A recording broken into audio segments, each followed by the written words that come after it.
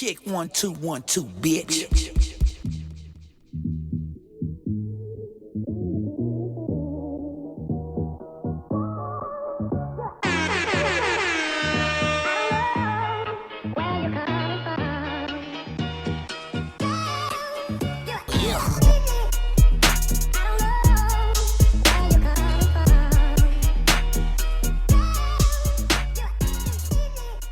What up? What up? What the fuck is up, people? What up? This is episode 209. 209. Of the iLLogical Sense podcast. This is your boy Busby. Give me a hell yeah! And over here, it's your boy JC No Hundreds, but you can call me Champion Cole. You can call me JC 600, or you can go with JC 6 Rings. Well,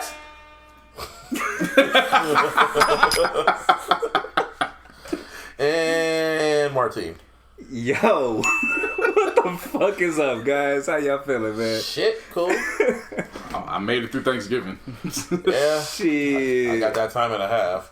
I rolled through. I did that too, Thanksgiving, yeah. Like, shit. I rolled through, I skated through. Yeah, Maneuvered through. How were the games? Y'all even watch any of the games? I saw the first quarter of Houston-Detroit. Wasn't as bad as I thought. I actually needed to watch it for fantasy purposes. And then Sunday hit, and I was like, fuck fantasy football. Okay. But for that game, for what I saw, it was cool.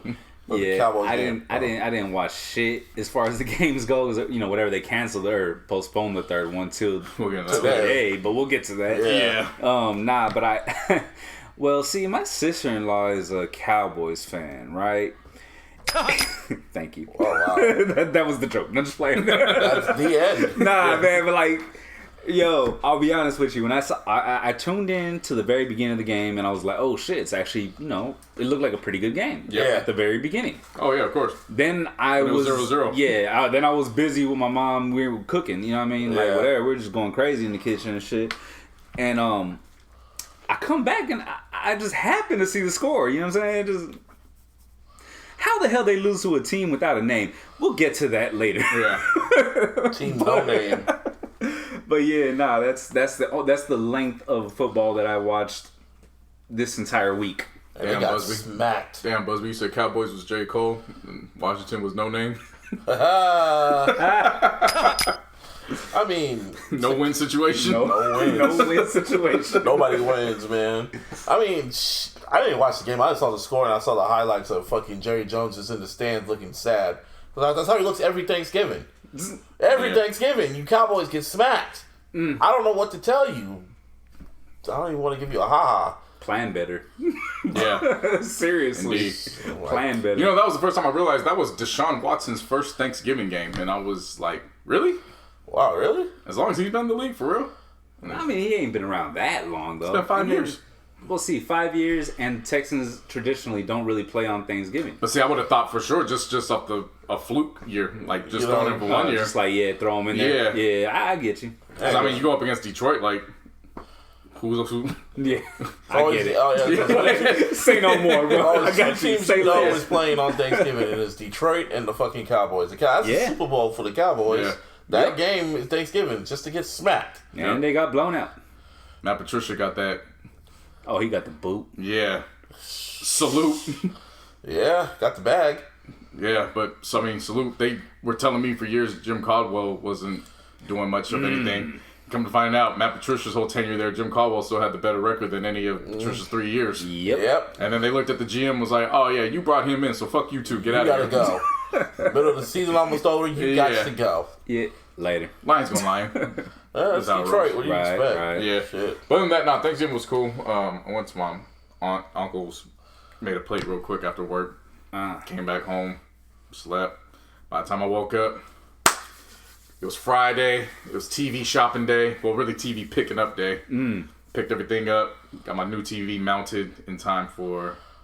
No, I actually picked the TV up on Wednesday before Thanksgiving. Because Friday, the handyman came in to put the TV up. Yeah. So that shit was nice and set, ready to go for the card. Probably the event of the year. The century. The century. Mike Tyson versus Roy Jones Jr. Presented by Triller. Triller. And I'll be honest, I had no idea who the fuck Triller was. I knew exactly what it was before TikTok. TikTok, yeah. Before TikTok, they were TikTok. Triller. Yeah, Yeah. Triller. I had no idea who the fuck it was. And then the first thing I see was French Montana doing a sound check, but I thought it was French Montana performing. Uh-huh. So I was like, this is really fucked up.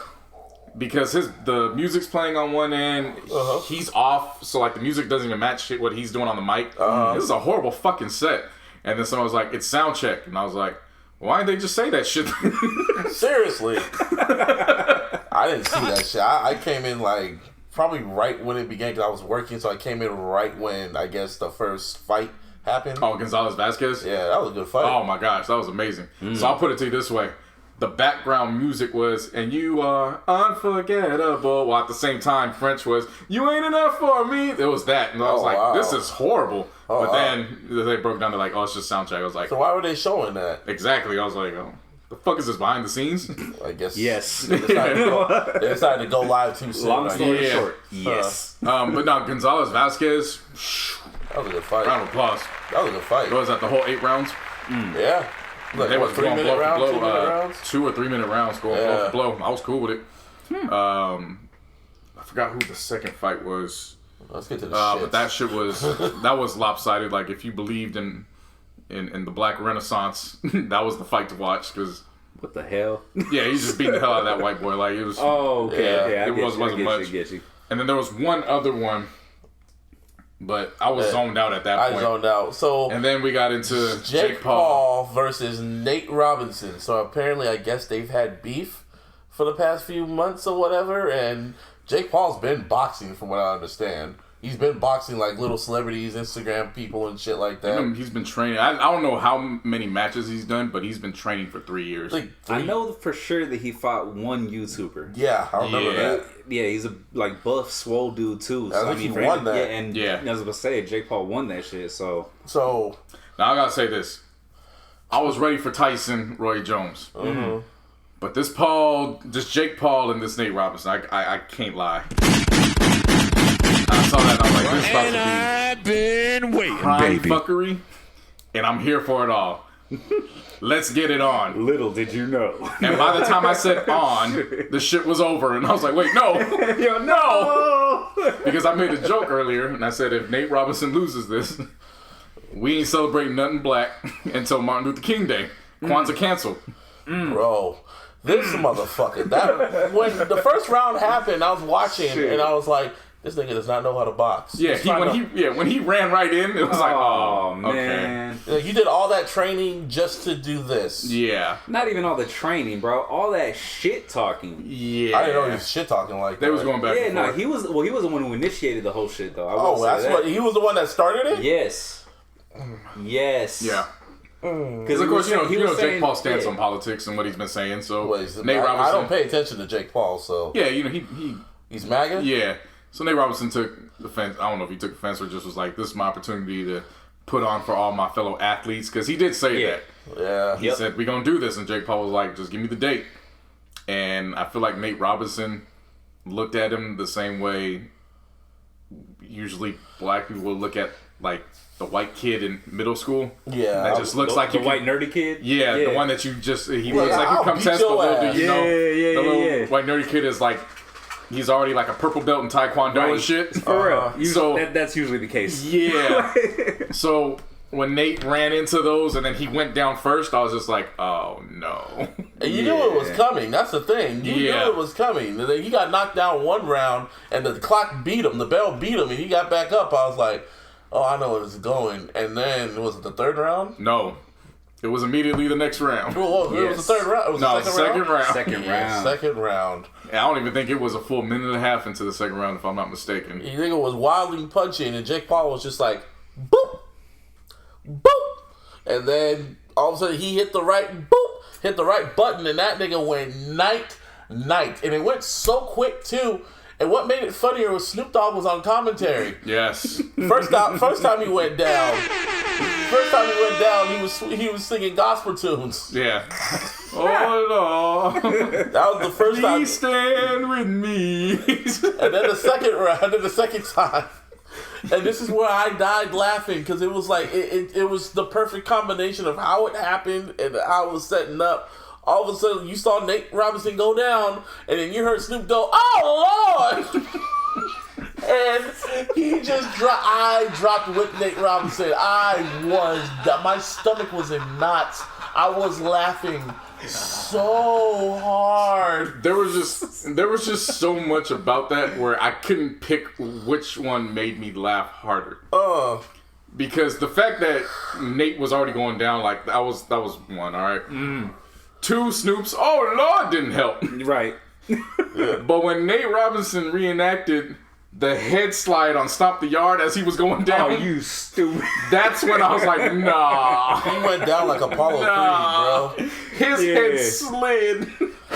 And then he went down. And how he was laying there, too, just with his shoes out. He was literally laying there like a dead doll. It was like, wow. You want to see a dead body? Literally. He went down and I immediately said the Knicks lost. He was wearing Knicks colors. Yeah, he was wearing, yeah. I should have known the signs when it came up, but it was Nate Robinson fighting. But yeah, Nate Robinson walked out in Knicks colors. And that should have just been a sign. Like, he came out Knicks colors, and then from the time the bell rang, he was running in some fucking Air Force Ones. I mean, like, it didn't look good. It didn't look good at all. He didn't know how to. He did not know how to ring. fight. He was trying to fight like a street nigga, and it's like, no, this is boxing. And they said bro. he'd only been training for like 3 weeks. Yeah. You said that he was fighting like a street dude, bro. I've never seen nobody run into punches my whole life. Man, that's the only way. He was running into them shits, bro. He fought like a dreadhead. I mean, all you Bay Area folks, you know what I mean. That's how he was fighting. And oh man, He didn't fight like he stayed some time in Oakland. I'll say that. Yeah, I love Nate, but that shit didn't look good at all. It didn't, and Twitter had a nice laugh. We were all laughing. I was laughing. I kept laughing. That made my night. Yeah, Twitter was on everything is funny mode. Everything was funny on Twitter when that happened. Mm-hmm. When I'm telling you, Kwanzaa's canceled. We can't celebrate nothing black until Martin Luther King Day. Like, no, it just, I think was Scotty Beam. She had a funny one where she tweeted out, Jake Paul just told us all to pick that cotton and hurry up, and I don't like it.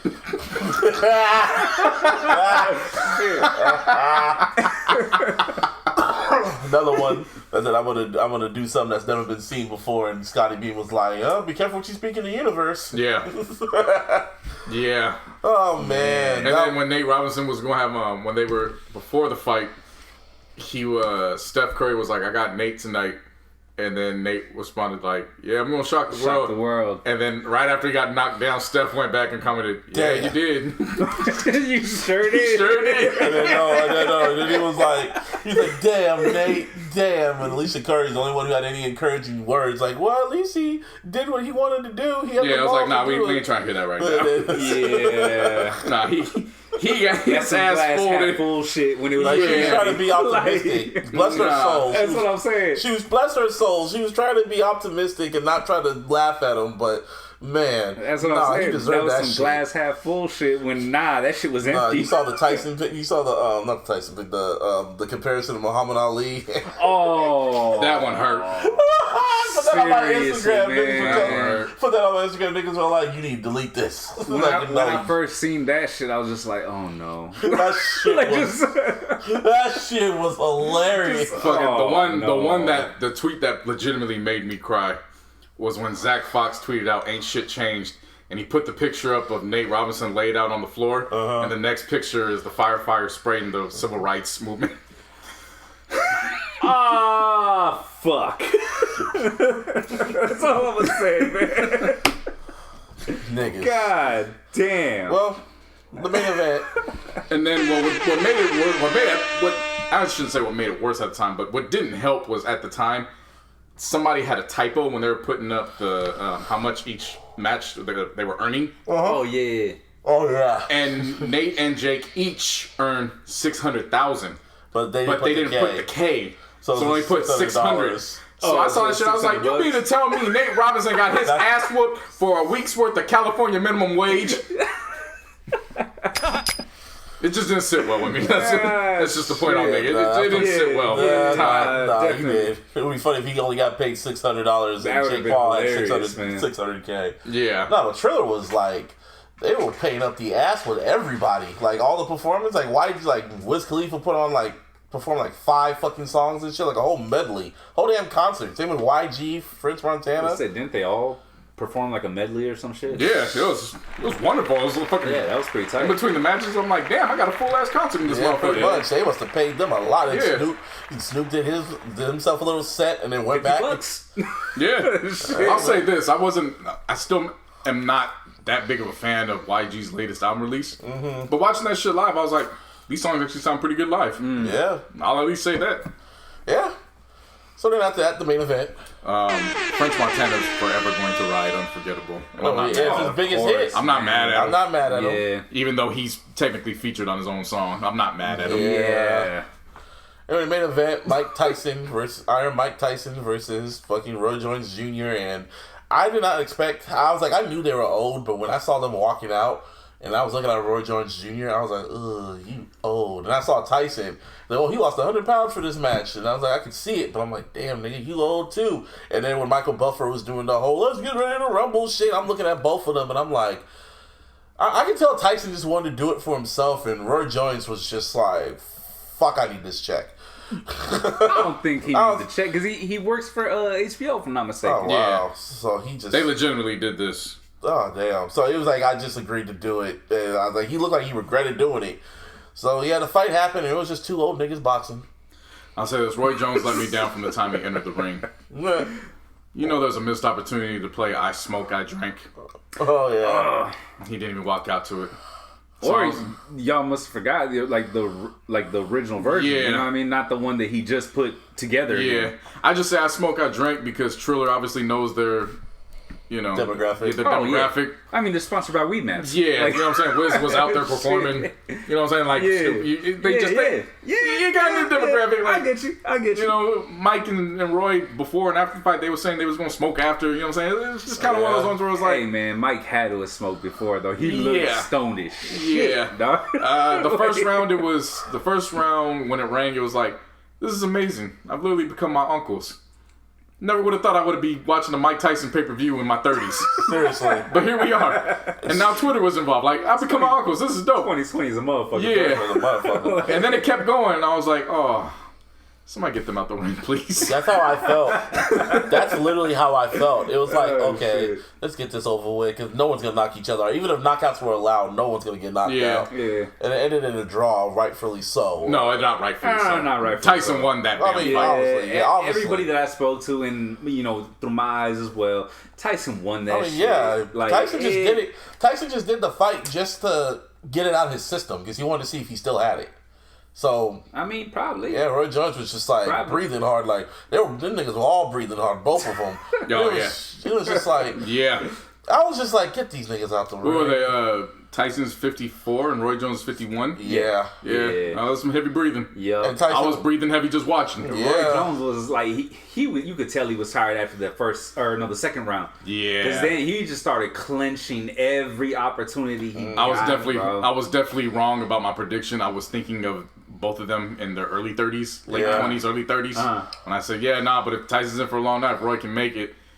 Roy barely got into that second round, and I was just like, oh, Tyson's going to knock him out. But then by the third round, I was like, oh, Tyson don't want to knock him out. Yeah. Seriously. And then you could tell. Too. Like, he was kind of, I'm not going to say he was holding back, but you could see that he wasn't going like ferociously. Right. Like, I was you know what I'm saying? You need to put somebody in the ring that you know, okay, he going to, like, you need to put Whack 100 in the ring with Tyson. To say that. Yes. Yeah. I was literally about to say that. Like, Whack 100.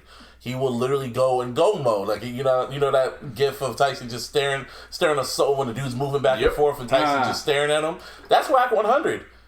All of a sudden he will just black out, and probably. I wouldn't doubt it. He can go Nate. Yeah, and aren't they both the same age anyway? They're both in their 50s. So yeah, that fight could happen. One thing I will say though, Roy Jones' gloves by far the best that I've ever seen. They were great, but that's also the reason why I was let down, because he went out like that. No. So I was definitely that part. That's what I'm saying. I'm not saying nothing else. But those gloves. But the gloves for sure. easily the made best sense, gloves too, that with I've it. ever seen. Definitely made sense with it being in Staples Center too. Yeah.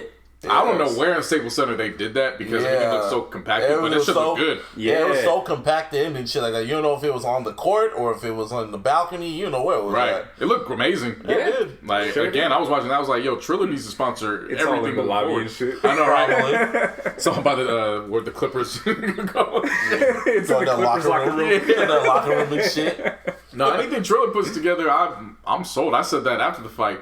And a little breaking news. I don't know how breaking, but it came out just a while ago. Triller and Snoop Dogg are launching a new boxing league called The Fight Club.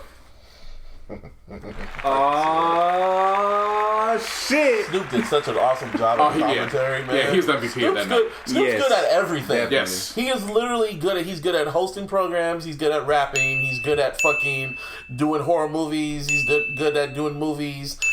Smoking weed. Smoking weed, Game shows. Cooking, Martha Stewart. And What the fuck can't this nigga do? Go broke? Literally, he can literally He even do... did like his own, like not sketch comedy, but like a fucking. He did. Yeah, on MTV too. Yeah, exactly. Yeah. That's what I'm talking Doggy about. Fizzle, or whatever That it's shit. called. Yeah, Doggy Fizzle Televizzle. Yep. Yeah, you gonna give me a show. You ain't gonna give me a show. You gonna give me a show with 6 motherfucking episodes. Yeah. Yeah, Snoop, like I was saying, you gotta put respect on Snoop's name, man. Snoop went in there that night. He sat down. He called the fight. He called the fights leading up to it. Then he got up, Performed went and performed, and did a whole ass medley. Still looked good, if not better, than everybody else who was at least 20 years younger than him. Yeah. Came back and then finished the set. Like if that's not the MVP of the night, I don't know what is. They must pay I him a really lot of don't. money. I want to see him. Seriously, I want to see him commentate like an NBA game or some shit. He did. So he has gone on Spectrum a couple times. Last time I remember, he covered the Lakers Spurs game. Oh wow! And he did 5 minutes of that, and it was fucking hilarious. Well, get him on fucking Inside the NBA. Gotta do something. So this is the official release where it says hundreds of millions of fans across the globe tuned in to watch highly anticipated return of Tyson and Jones Jr. Forever changing boxing at the first event. Blah blah blah blah. The Tyson and Roy Jones Jr. exhibition and was gigantic mainstream wise. The fight did 12 million Google searches. There were another 5 million for Nate Robinson. Damn. And 100,000 for Badu Jack. Yeah, Badu Jack was putting them paws on that white boy. Yeah, he was. Oh, that's what that was? Yeah. Okay. No card in a long time has hit numbers like this. The numbers were bigger than Conor McGregor UFC fights and even bigger than Ronda Rousey versus Holly Holm. Damn. Proxima and Snoop Dogg together today announced that they will be launching the Boxing League Fight Club. Yeah, that's like salute. Tell me when the next one is. I'm there. Shit, for real. Yeah. I'm there. Especially if they put concerts on like that, man. I mean, it's kind of something that we've been mentioning before. Is like, Just make an event. yeah, well, for regular sports as well. You know what I'm saying? Like, why the fuck not? Right. Make that shit on pay-per-view or whatever. You know what I mean? Put it on pay-per-view. Who else would you guys like to see that isn't in the sports realm giving commentary, but what you would just like to see give commentary? For what do you mean? Like Snoop. Snoop Dogg doing commentary during the Hell in a Cell match with Undertaker and Mankind. I would love to see Samuel L. Jackson do a basketball game. Oh, okay, I can see that. What'd you say, Samuel L. Jackson? Samuel L. Jackson doing a basketball game. That'd be hilarious. I want to see Morgan Yeah. Freeman do baseball. Man, That'll put me to sleep. No, but see, we was thinking the same nah, shit, bro. nah, hear me out with this. Morgan Freeman doing baseball. Baseball already puts me to sleep.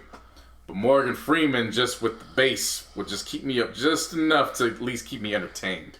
It's a little balance. I don't know about that one personally. I feel like his voice mixed with that game, unless you're really in tune with it, is gonna knock you the fuck Think out, about bro. it. He struck out like a bitch.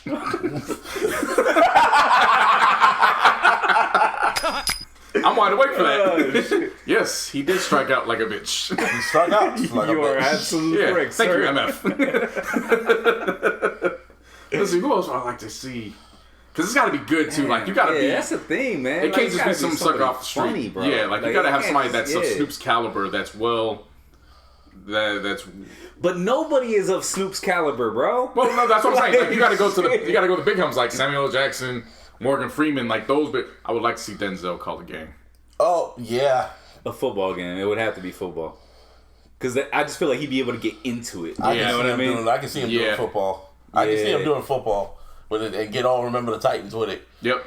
Yep.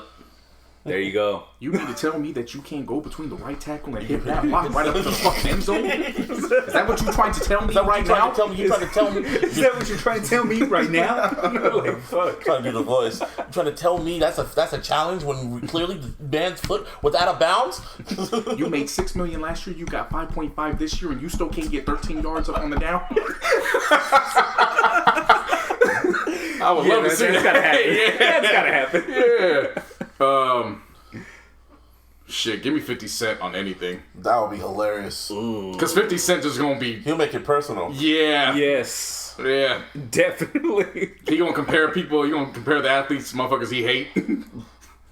Yeah, the way he ran out of bounds is the same way Ja Rule ran out after blood in my eye. Yeah, some shit like that. Talk about everybody, man. Man, 50 will just be... He'll be evil on commentary. Yeah. Yeah. He will be evil. Talk shit about the other person's team and shit like that. And talk shit about their wife or like... man. Ooh, yeah. Not about the wife, but he'll say how they were he cheating would- in the he would club. probably go there. He'll make Yeah. it personal. Yeah. No, that's why I've been saying for a while, we definitely need a new network to handle Raw Uncut Yeah, no, that's what I'm saying. and TVM type level commentary. Because I would just tell me where and give me that as a streaming package like Netflix. I'm there. Yeah. Like if that's their focus is live I was events. saying, it would have to be live events. Yeah, that's what I'm saying. Their focus is Not live events, yeah. but it's a streaming package monthly. Sign me up. I'm good. Yeah. Take my money. I'm good right there. Yep. Get Steven Jackson Same. and Matt Barnes to call a game. Oh. See, now you're thinking. See? Now you're thinking. I like that shit. All the That's smoke great crew. fucking- Yeah. Yes. Oh, I'm there. And then you got to mix. Not Al Michaels, but who else is on the NBC call? Now this is a guy that Chris Collinsworth. Yo, No. put Samuel L. Jackson with Chris Collinsworth and see what happens. Yeah, that would be a good combination. See, I sold you already. That would be a good Yeah, combination. it would. Nah. It would. Now this is a guy. What the fuck are you talking about, Chris? Okay, see, if you do some shit like that, alright, I'm with you. But, I mean, Samuel Jackson will probably try to be respectful in the very beginning. Oh no, take him off NBC. Take him off NBC. They want Fox. Yeah. This ain't CBS no more, This ain't nigga. CBS, nigga. This ain't CBS, nigga. Yeah, but congratulations, Snoop Triller. Salute to you. I am sold on anything you guys are producing as long as it looks like that. Mike Tyson, Roy Jones, thank you. Yes. I mean, shit, it looked old, but it. Bro, I mean, I never in a million years Never. would I thought I'd seen that shit. Yeah. Roy Jones Jr. versus Mike Tyson. Like, you know what I mean? Those are two of the biggest icons growing up. And like, fuck, I actually saw them, fight against each other. Like, holy shit. Wonderful. Again, I was watching those. pretty cool. I become my uncles. This is awesome. Just add Twitter in the mix. Yeah, With that being said, pretty much. this nigga Young Thug, man. Yeah, he's in his feelings.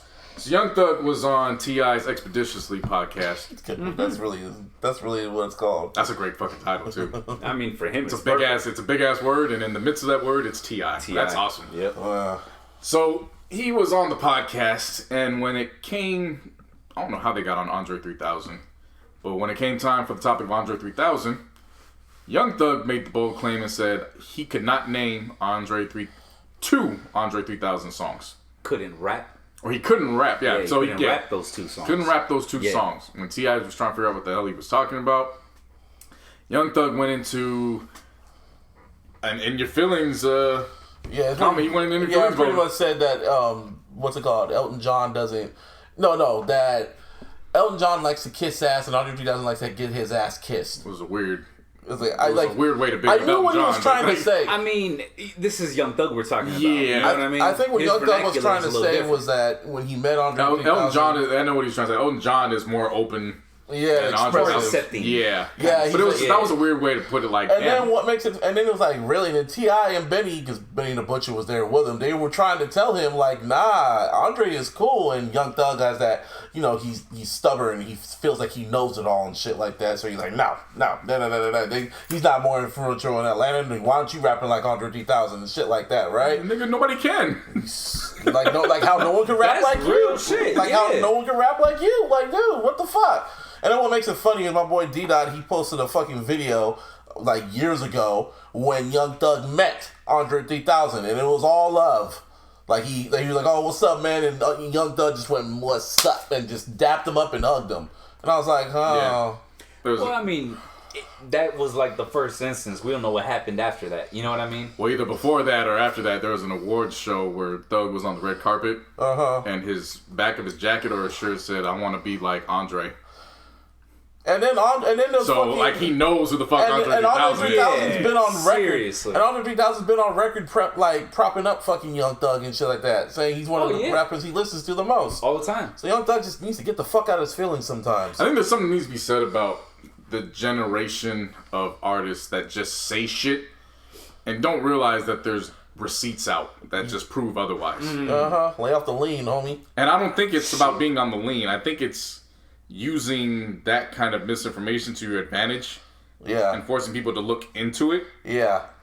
Knowing damn good and well, like, hey, you didn't really necessarily have to go that route. You could have just, said, I haven't gotten to work with him. It's unfortunate, but I'm going to still keep trying.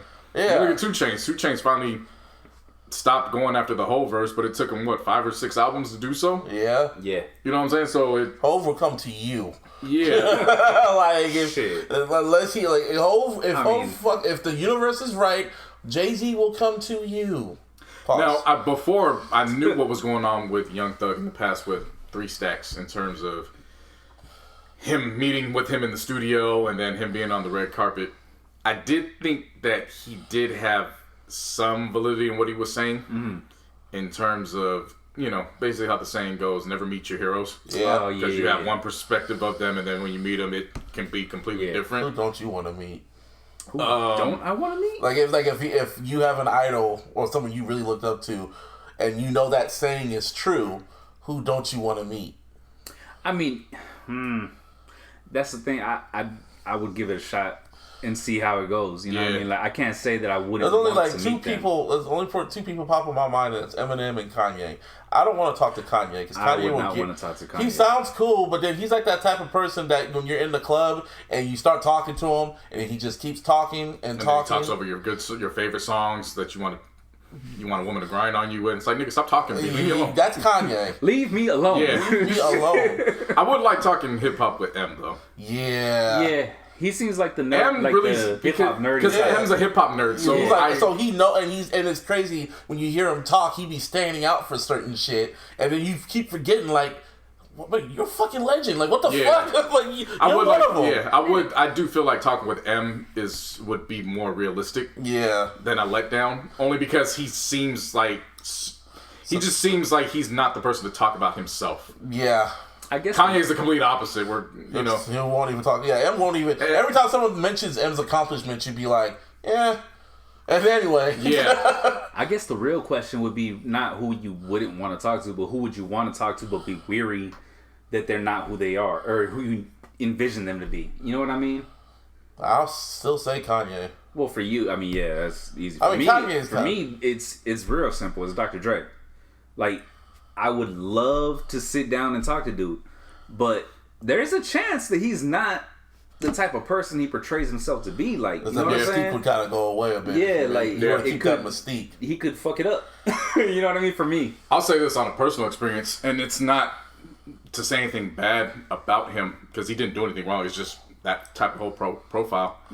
I was nervous about talking to Charles Woodson Oh, yeah. because I mean, you think about it, first ballot Hall of Famer, Yeah. Heisman winner, you know all that. You know And the then accolades. yeah, and then just sitting at the table. Nah, he was approachable. Like we were talking Right. for lunch for a good 10, 15 minutes, just chopping it up. And it was like you just think of somebody like, damn, you're up here, you know, in your field. You don't have to talk to me or do anything like that. But no, we chopped it up, and yeah, I'll always remember that about Charles Woodson because he was already one of my favorites Oh, yeah. by the time the Raiders had signed him or re-signed him. Yeah. One time I ever really got starstruck was with Snoop. When we went to that, if I ever tell this story, people, when I was with this little magazine company, we went out to LA and they were throwing a mansion party for Snoop. And Snoop, I remember when Snoop came in, that was literally the only time when he came into the room with all the people, that was the only time I was like, oh my God, that's Snoop Dogg. Yeah. I can see that. And I was like, Yeah. oh my God, that's Snoop. And I dapped him up. And then I remember there was a time when like the party was clearing out, and he was just chilling there with the music and smoking a roach. And he passed the roach to me, and I smoked that shit, even though there was nothing in there. But I was like, fucking Snoop Dogg, man. I'm jealous, man. Shit. I never told that story? Nah. Oh, wow. But yeah, you know what? If you did tell it, I don't fucking remember. No, I never said it on the air. I think that's what it is. I never said it on the air. I'm kind of modest with, my celebrity encounters. Yeah. Like, it's just like, they're just regular people at the end of the day. He even called him Snoopy, and he was like, thanks, bro. And well, I mean, that's where the name came from. I know. But it was just so crazy seeing him. And I dapped him up, and I was like, this nigga's skinny as fuck. Bill, I know. But even if I were to have a bad engagement, I'm not going to go the Young Thug route and be like, well, I can't rap 2 songs. I'm not going to be like, I don't know any of Charles Woodson's highlights if it didn't go the way it did. Yeah, like I never seen that return when he was running the Wolverines. Never. That's what I don't understand about that generation. The little gap in between. Like, I don't get that. Where Hold on. No, I just don't understand that instance where you could get so in your feelings, all of a sudden now you're just saying shit that is not trauma. Yeah, it's just trauma from their childhood, probably. You know who I think I'll get along with, even though people will probably be surprised? I'll get along with Drake. I told you. I told you off air. Oh, I already know. I know I'll get along with him. Like, I could really see me and him just getting along great and kind of comparing, like, not our lives, but our mindset on certain stuff. Like, me and Scorpios get along great. Like, we both know the mindset we have. Like, yo, I see you, and I see you too, nigga, and then go our separate ways and never talk to each other again. But I can see us being, like, cordial with each other, and and if I ever take a picture with Drake and I post that shit on my Instagram, you set the world ablaze. No one would ever be like, wait a minute, what? How did Busby? Yeah, I listened to the album too. Yeah. It's still trash. Told him to his face. That would be me. I told him the album was mid, and he was like, oh, that's cool. And this mansion ain't. He's like, touche, nigga, touche. This album's good as fuck. This wine ain't. I'm just letting you know. He threw me out like jazz. But yeah, I can see me getting along with him. Kendrick, probably. I feel like I can get along with a lot of people. Same here. But I'll still have my, like, reservations. You know what I mean? Like, it's still going to always be there. Like, I still don't like this motherfucker. Like, I probably would get along with Russell Wilson. At the end of the conversation, I'd be like, fuck that dude, and walk away. Even if he signed a football for that dude and walk away. You'll fuck the dude and walk away. Yeah. You said it. Fuck, man, why you gotta take my words and, like, you gotta make them a certain way, you know what I'm saying? Like, somebody did that. Bring your ass to the stand, Martine. Bro, fuck out of here. Fuck that dude and walk away. Fuck that dude and walk away. See? Now you fucking taking shit out of context, Busby. You said it. Get your shit together, bro. Fuck that dude and walk away. See? How would you? He's quoting. Fuck that chick and walk away. The first part, that's taking shit out of context. Yeah. 101. Like, what did Kendrick say on Damn? Do the gack away and I did that. That's you. You know what I'm talking about, right? Yeah. Just don't play Young and May around that scenario. Oh! Y'all motherfuckers got issues, blood. I swear. How about you say, man? Words get you in trouble, man. That's what I'm saying. Yeah, because somebody cuts out the first two. But hey, Russell Wilson, bro. Like, what the fuck? What did he do to you? Besides beat us numerous times. That's it? That's and your all ducks? it takes, man. You just beat your ducks and That's your Niners. Like, on every level, he wins. And I don't like it. Ooh. Against my teams. That's pure hate. That is. He wins on every level. Like, what? Every fucking middle level. School, high school. I don't know, maybe. College, life. Fuck him. Martin gonna get to heaven. He gonna have to wait by the gates and Russ got Russ in the VIP section. Nah, fuck that. I'll go downstairs. Y'all can hit me up later, man. Take it easy. Russ gonna be waiting to go, so fuck me, right? I'll be like, yeah, bitch. Or he'll on my way to hell. Or he'll just... He gonna do some fucked up shit to you, too. Like, pull his pants down and say, I heard that. Nah, he ain't gonna do nothing like after. that. Russell Wilson be waiting at you with the gates. Be like... He don't got that in him. So, you want to meet Kobe, right? You want to be Kobe? Let's talk for 20 minutes. Ah, fuck. That'd be my reaction. Let me holler at you, Playboy. Yeah. You come holler at me, then I'll send you to Kobe. That's if Kobe wants to talk to you. Yeah. And you like, hey, Kobe, get on the court. We're playing 21. Oh, shit. Play for my conversation. Yeah. You got 19. I'm like, damn. Like, I'm going to lose. for real. Nah, fuck that. You got 20. Yeah. Wait, Game what? point. No. You never want 20. What the No, fuck? you want 19.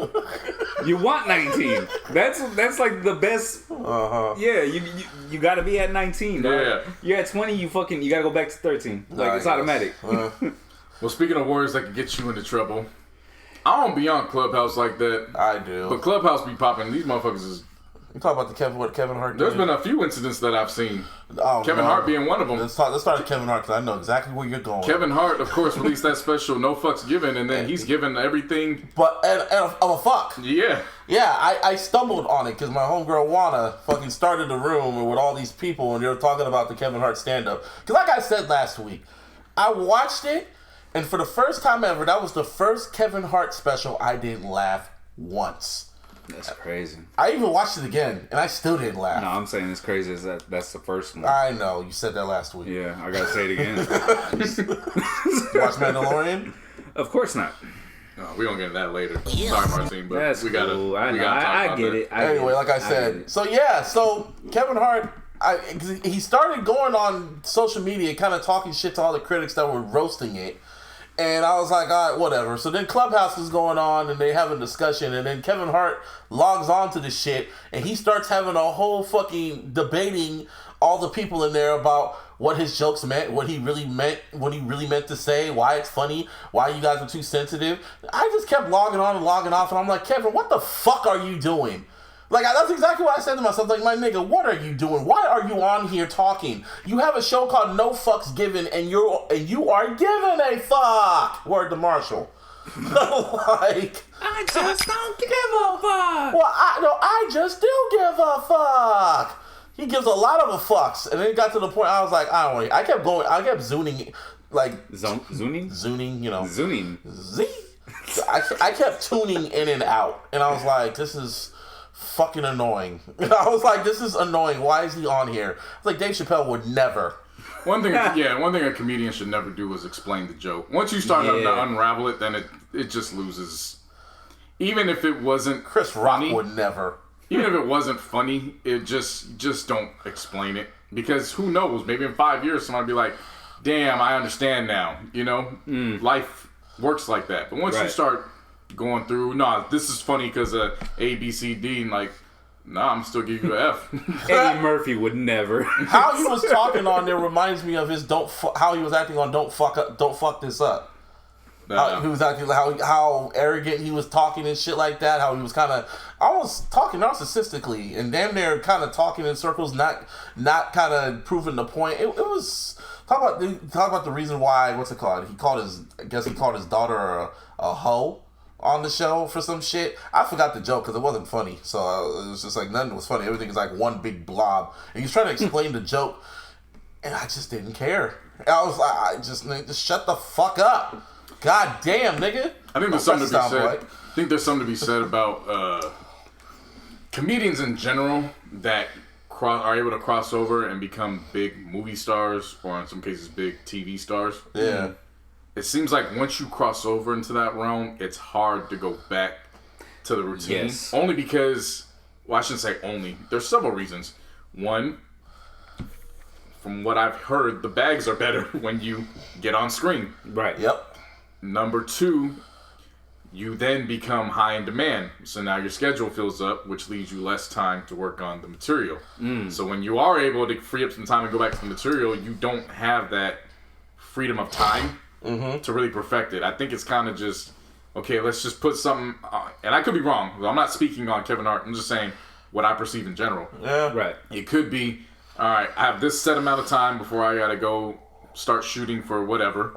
Let's get the writing team together. Let's figure something out. Let's put it together, and then let's drop something. And then they drop it, and the next thing you know, they're already on set for something else. It just wires that time down where I feel you don't get that creative. You're not in that creative zone to your full capacity. Yeah, and he was trying to like fit something out, and it was just like, you know, I give all the respect to the work for Kevin Hart for staying busy because he got a show on. Oh, definitely that. On E, like what's it called? Like I think it's E or ABC, the fucking family Zoom party shit. And he got some other shit going on, so he's really on Sirius XM radio. I know he's literally trying to stay busy. So even during the pandemic, so I understand. I completely understand why he's doing all this shit. But sometimes when shit ain't clicking, I think that's what hurts his ego, is how it got louder, that the shit just wasn't hitting. It just wasn't hitting. Yeah. Sometimes that happens to a lot of people. It happens to Dave Chappelle a lot. He just doesn't air it. But shit, everyone has bricks, man. Just live and you're learning. And if you really didn't give a fuck, just shit, don't give a fuck. Don't say nothing. Well, so we've known that that's not true with him. He's shown that he cares. Oh, yeah. Seriously. Time and time Cares again. about his art. Yeah. Well, not even just that. Not so much. Remember, he was about to host the Oscars. His ego got. And then they said, "Oh, you need to apologize." He's like, "Fuck that! I already apologized." And then he apologized 50 different times. Yeah. It was like his pride. It's like his ego cannot take. He can't take. I don't say can't take. It's not even his ego, bro. It's the brand. Yeah. He doesn't want to damage the brand. Yeah. His cookie cutter brand. Yeah. Any way that he can to like keep that shit clean. Yeah. You know what I'm saying? Right. He will do it. But he ends up going into overkill. He doesn't give a fuck about that. Right. You know what I mean? Yeah, and then it kind of, because then he gets scared pretty much, and he's just trying to control the narrative, and then by doing that, it fucks up your brand even more. Yep. I think you hit the nail on the coffin with that. I think too many times people are too focused with trying to control the narrative instead of saying, you know what, that's just a battle I'm not going to win that, so fuck it. Yeah. And again, that just goes down to the fact that some people, either they weren't taught or it's hard for them at a certain level of success to just take the L. Because when you just take the L, it's done. Yeah. But when you don't accept it and try to Hide spin it and unravel to a win, it becomes a big ass L. Destiny still arrives. Yeah. Word and then on top of that, he's trying to freaking spin that like, oh, I still got people talking about it. Like, bro, that's not the type of talk that you want. Right. You know what I'm saying? For your brand, bro. Yeah, for your brand. This whole started when someone made a room said on Clubhouse saying, "Is Kevin Hart funny?" And this debate's been going on since he's been mainstream. People say that Kevin Hart isn't funny. To me, he's funny in spurts. Like he has his moments. He's funny to me. He's funny to me. I'll be honest with you. He literally, since I forget which one was that? There's a lot of them that have that No, but like the first one. Yeah. Laugh at My Pain. Okay. After that, an unfunny guy, unfunny business. No. After Laugh at My Pain, I'll be honest with you. I was just like, Do the Thriller dance. But see, I don't even focus just on his stand-up. After he did that, that's when he fucked around with BT, and then he did The Real Husbands of Hollywood. Yeah, to me, that shit was hilarious. That was a smart fucking premise. That was awesome. Who he had co-starring with him, like it was perfect. funny. Yeah, definitely. I have no issue with nothing that he has like scripted. Yeah, you know what I'm saying. Yeah, his movies are cool. Granted, his stand-ups are scripted. You know, whatever he has a plan for it, but it's not the same. You know what I mean? Right. It's not that same production and shit. Like when it has a production like that, I got no issue with him. You know what I'm saying? Because he's filling a role. He's doing exactly what he's supposed to do. Like basically, he's the star role, like the best role player, the sixth man of the year. You know what I'm saying? That's kind of what he does. He fills that role. He sticks to it. When he tries to step out of that, become a starter, to me, it just don't hit. Like it never has. I guess the better question shouldn't be, is Kevin Hart funny? The real question is Kevin Hart the Drake of comedy? Yeah, he is. Period. So I guess you have to hate him, Martine. Well, I already do. Yeah, see? So there you go. Because to me, there's and for those who don't know what I'm talking about, I mean, if you think about it from the instance, as far as comedy goes, he's top like selling. Drake. He's up there. Yeah, like he's in that performing in stadiums. Yeah. He's literally doing stand-up shows in stadiums. The numbers are ridiculous. Yeah, definitely. He makes a lot of money. He grosses a lot of money. Yeah, despite what the critics say. Yeah, numbers like he has all the numbers. Yeah, it's just on the critical acclaim. That's where he falls short. He's separated from, obviously to say you're separated from Dave Chappelle isn't a slight against you because there's a lot of them. A lot of comedians that are separated from Dave Chappelle. Yeah, exactly. I would say it's not necessarily a slight, but when you're put in that category with him, then it becomes, you know what I Well, mean? see, Like, that's, I think, it's not even, I think he's proven that he's not upset with the fact that he doesn't get seen in that light. He just, in terms of, he's not mad at Dave for that. Oh, yeah. But he has said that he does take notice where he's like, I wish I had the freedom that Dave has. Because there's the difference, like you were saying, Martin. He's trying to protect the brands. But Dave Chappelle don't give a fuck about a brand. So Dave is the brand. Like, he himself is the brand. Yeah. Like, you called me. Yeah. I'm going to come do what I do. I'm going to leave. And when they talk, I don't give a fuck. And I think that's what Kevin needs to really... Like, I always say that Drake doesn't know his power. Yeah. I don't think Kevin Hart really knows his power. Kevin's trying to protect the brands when he doesn't realize that he himself is the brand. Yeah. So as long as he's protecting himself, he's fine. Dave Chappelle is literally Mr. Don't Give a Fuck. Chris Rock is the same way. Bill Burr is the same way. I'm trying to... Who else is a Don't Give a Fuck stand-up? There's very few left. Eddie Murphy, in a way, whenever he decides to come back. He's a Don't Give a when Fuck. he does it. Oh, you know, but back then... But when he did. Yeah, exactly. When he did do that. But I'll be honest with you, he kind of reminds me a lot of... or other way around. Kevin Hart reminds me of Eddie Murphy in the sense of, like, he was good in the beginning. Then he switched over to movies and all that shit, right? Yeah. And then he tried to go the family route in doing those movies. Yes, exactly. Yeah. But see, that's the thing, though. Eddie Murphy stayed on that shit. He didn't really go back to fucking stand-up. Yeah. You know what I'm he saying? didn't go back at all. The money was good. This motherfucker, like, and now, let me phrase that, because that's fucked up. I shouldn't say this motherfucker, but we're talking about Kevin Hart, though, right? No. So, like, this motherfucker... Look, like, man, Bernie Mac explained to us that motherfucker is a noun. It's okay. Well, you know it describes how it is. a person, place, or yeah, I thing. mean, I talk that way, too, so whatever, man. But you know what I'm saying? He's trying to basically dip his toes in both pools. Like, you know what I'm saying? Only very few doesn't people quite can do work that. like Only because Dave Chappelle, he kind of did that because because his acting skills got better. He was in A Star Is Born, and he was still doing the stand-up shit. Yeah. But that was only one little movie, and it was just like, he almost like he did it as a favor. Also, I will say is that he's never really been like the star besides Half Baked. I think like that's the only one really. Yeah, he was in Undercover and even then Brother. he was like one of three. You know what I'm He was saying? in Undercover Brother and then Con Air, and he was in some other movie too. Oh, Nutty Professor, duh. Oh yeah, but still, He was in like the one those with are Danny like DeVito. these are like small roles. It's never been like Never he's the main- He's the star. You know what I'm saying? Yeah.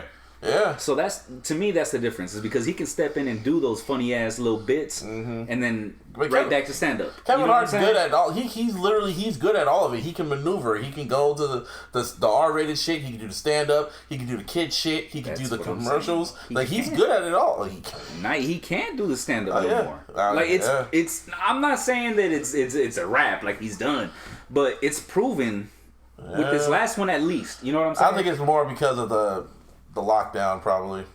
I would But say. how does that? Wait, hold on a second. For Okay, him. I'm sorry, but how does that affect his stand-up routine? His creative status. I don't know, because all you talk about is the same shit he always talks about. His family. If you think about it, like we've been talking about recently, a lot of freaking like upper echelon celebrities, they stay in their own bubble. We're talking about Wayne, but we'll get to that later too. He's one of those people.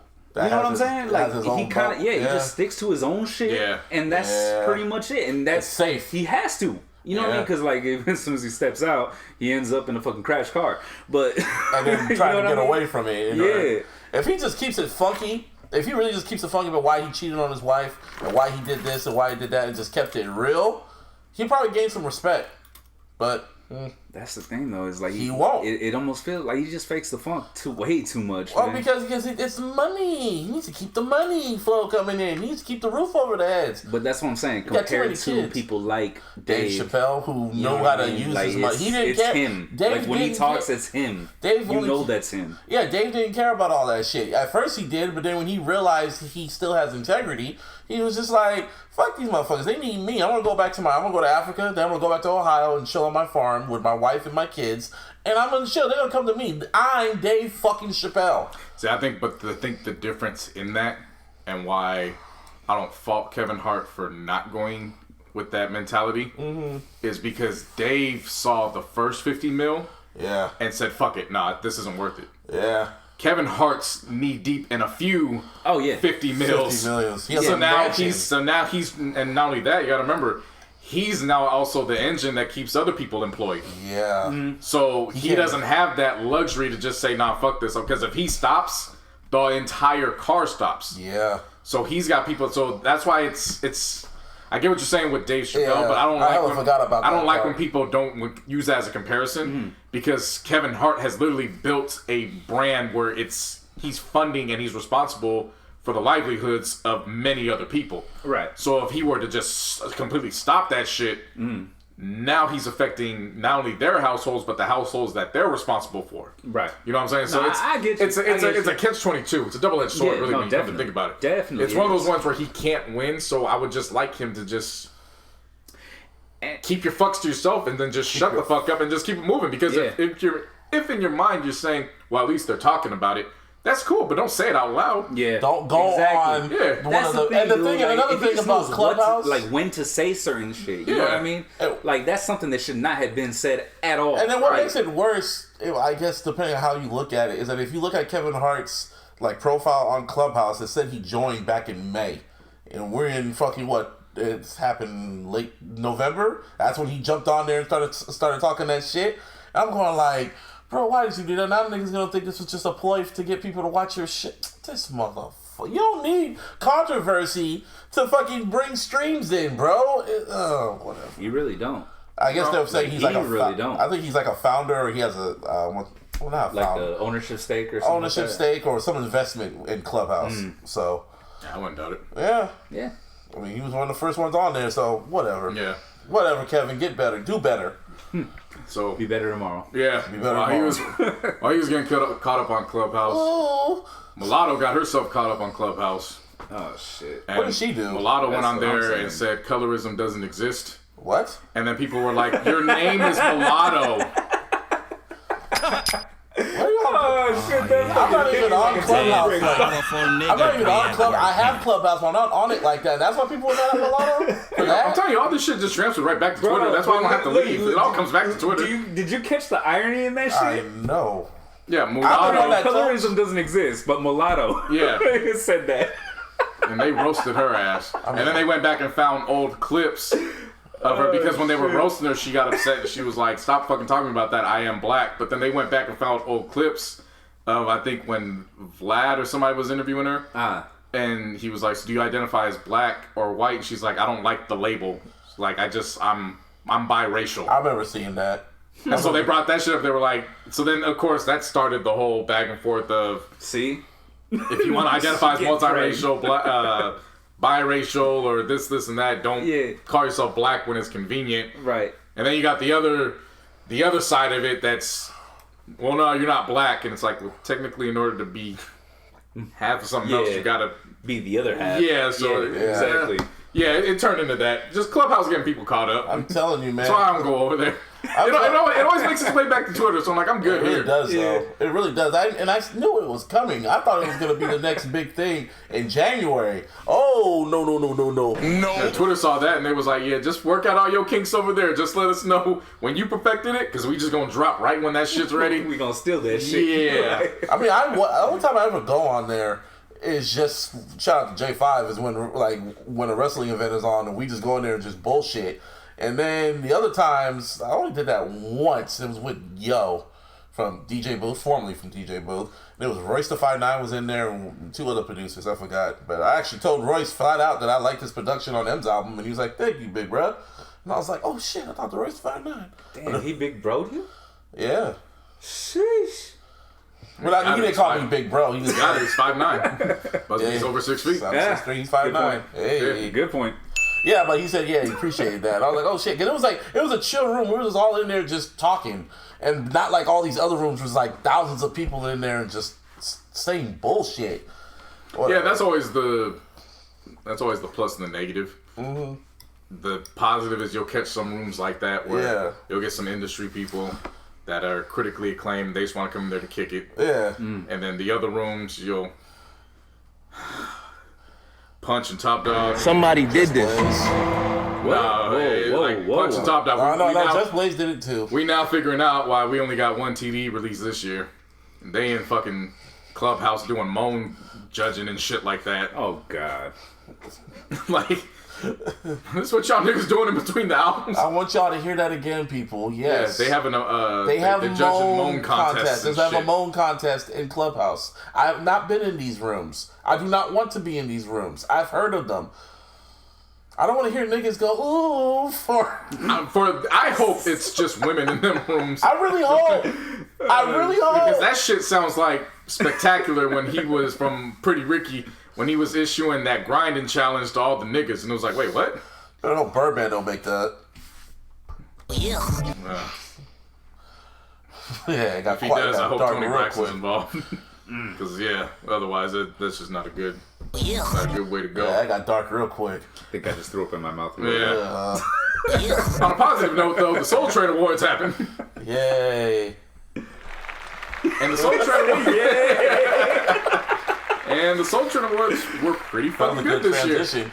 I didn't watch it. That was a dope ass transition. I saw bits and pieces of it. It was good. I liked what I saw. So how did they do it? How did they do it? Well, most importantly, Pam and Gina were hosting. So, Pam and Gina. shit. They are Yeah. Pam and Gina. They are forever. Forever. Yeah, man. Pam and Gina. So, of course, Tisha Campbell and Tashina Arnold, That's Pam and Gina. they hosted the event. It felt good seeing them do what they were doing. And then in terms of the award winners, there really wasn't anything to be upset about.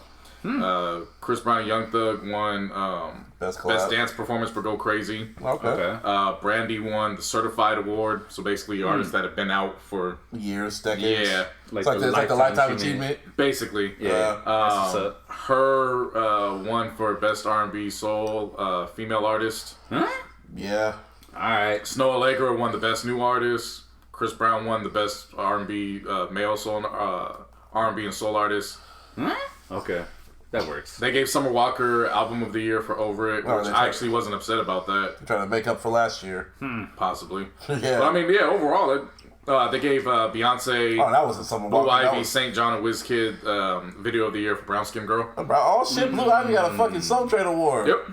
I mean, Carter's booked and busy, man. Shit. Nah, Soul Train I was not upset with it. No, I was thinking about what's her name, Summer Walker. Who's the other chick from TDE? Not TDE, from Dreamville, R&B. Ari Lennox. Ari Lennox. That's Yeah. the one that was mad. Yeah. Oh shit. Ari Lennox has been doing good in terms of how she's been approaching social media lately. She hasn't been on. She hasn't been on live. I've noticed that. No, she has. Oh. She's just been using it more as, I don't want to say healing, but just more. She's in tune. She's filming more of her exercise. And just Yeah. like using it as a positive vibe for people to come and just kick it with her. Yeah. Versus being pressed about what they're saying about her art and stuff like Yeah, that. I like that. Gotcha. Yeah, she's True. figuring that out. Good for her. Now we get to music. Wasn't a lot. But it was good from what I heard. Well, 2 out of 3, what I heard. And that first one, Juicy J. The hustle Who's continues. Pippin' Man? Play me some paper, man. Flip me some Pippin, man. Juicy J, the hustle continues. I'm not going to front. I've been pretty much defending Juicy J all year, You really especially have. when it comes to that verses. I don't know why it was this big deal with hip hop heads, why it was so outlandish to say that in a versus battle that has to do with hits. Juicy J does Hit technically have a records. shot against Nas. It's not saying that's right, whatever. Yeah, but I've been on we ain't Juicy. calling him the best rapper of Yeah. all time and shit. Like, But I've been defending Juicy J's honor in that sense. Right. So when this dropped, it was like, oh, cool. Comes out, pretty much the last industry week of the year. right. So things start slowing down. Yeah. By the time I got done with Spend It, which was track 3, I was like, Juicy J he can't be fucked with right now. No. It's too fucking good. Then Killer you with, hear yeah, A$AP. Conrad ripped that. No, wait, hold up. Before that, then you hear ASAP, and I'm like, oh, what the fuck? He actually got ASAP on the track? Side note about ASAP. ASAP Rocky, by the way. ASAP Yeah. Rocky. He is going out with Rihanna now. Yeah, and that explains why he was delivering that. Yeah. You got extra motivation going on Juicy J record. Yep. And when you, He's like, I gotta impress this girl. yeah. I mean, they've been friends for like a good, Ever? years and shit. Yeah, I know. Like, since forever. And now they developed into, he got out the friend zone. So that's a round of applause right there. Hey. I salute any man that has no shame in saying he got bullied in a train session and then he slipped on cum in a shower and then he upgrades to Rihanna. That deserves a salute. Salute that black man. Give me a hell yeah! That works. I feel Drake's gonna fucking diss him. Who cares? I know who cares, but I feel it's gonna happen because that was the love of his life. Yeah, but he also worked with Chris Brown, so. Yes, he did. Yeah, I know, but I just know the petty. It's alright, man, because ASAP Rocky could out-rap him. I mean, a lot of people. Okay, it's No, Juicy I'm saying, J. like, Juicy J. back to Juicy J. Yeah. And we're back. Yeah, no, he did his thing on there, but then when you get to Conway My God. on Killer, This boy, man. Conway has really impressed me this year. He has showed why, like I've said before, he's not only the best lyricist out of Griselda, he's one of the best lyricists, period, in hip-hop, period. He's raw. I'm going to tell y'all this. When he got done with that verse, I looked at my navigation system because I was at a red light. Mm-hmm. So what the fuck was wrong with you? It's your problem, buddy. Wow. You just gotta go on this motherfucker and do it. Like, what the fuck? Somebody peeing your Cheerios this morning? What the We can talk hell? about who's I'm also... gonna be 100% honest with you guys, man. When I fucking heard that shit, I was like, who the fuck is that? And you look, you saw it was Conway. No, then I heard the boop, boop, boop, boop, boop, boop, and I was like, no fucking way. Yeah. Oh, shit. Yeah. He destroyed that motherfucker. You know who also destroyed he was on 2 tracks. Mm-hmm. And we kind of have our reservations against him. His last album was pretty good, but Logic, he appeared on 2 tracks, 1995 and Shawty Bad.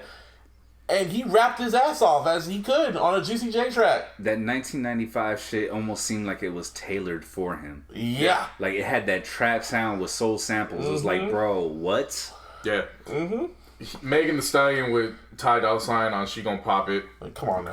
That's an easy call. Memphis to LA with Project Pat and J Rock. Yup. on now. Easy call. I just got done listening to I just got done listening before we recorded, but when I got done listening to the project, I was so glad I said what I said last week about Juicy J and what he possibly do for Megan Thee Stallion. Oh, yeah. Because he got all these acts, and not only did nobody sound out of place, these are all A1 features. Yeah. Yes. Nobody dropped the ball on this. Not Nobody. a one. Not a one. And that's a testament to Juicy J. Oh, and shout out NLE Chopper. Yeah. Yeah, he was on that shit Because he too. got Yeah. off, Yeah. man. Like, Everyone got off. I mean, on Lil that. Baby and Well, 2 see, Chainz. I'm gonna tell you. I just want to give you guys a little bit of background, though. NLE Chopper is actually from Memphis. Yeah. So he, you know what I mean? Yeah. He obviously fucked with Juicy J. Right. Shit. Like, there ain't no way. Unless he's a young thug. Then I don't know. Right. Nah, when what was I gonna say? So when 2 Chainz rapped his verse on "Spend It," when it finished, it was damn. If 2 Chainz put that on his album, it would have sounded so different to me. I could see that. You know what I'm saying? Like Yeah, I it was just thinking that shit too. it would have sounded so different to me Just had because that he didn't one have enough of banger. those. Yeah. Where it was, you know what 2 Chainz could do in that bag. Right. He just, Right. You know what I'm saying? So yeah, Lil Baby of course did what he was gonna do. And then Young Dolph on Shopping Spree.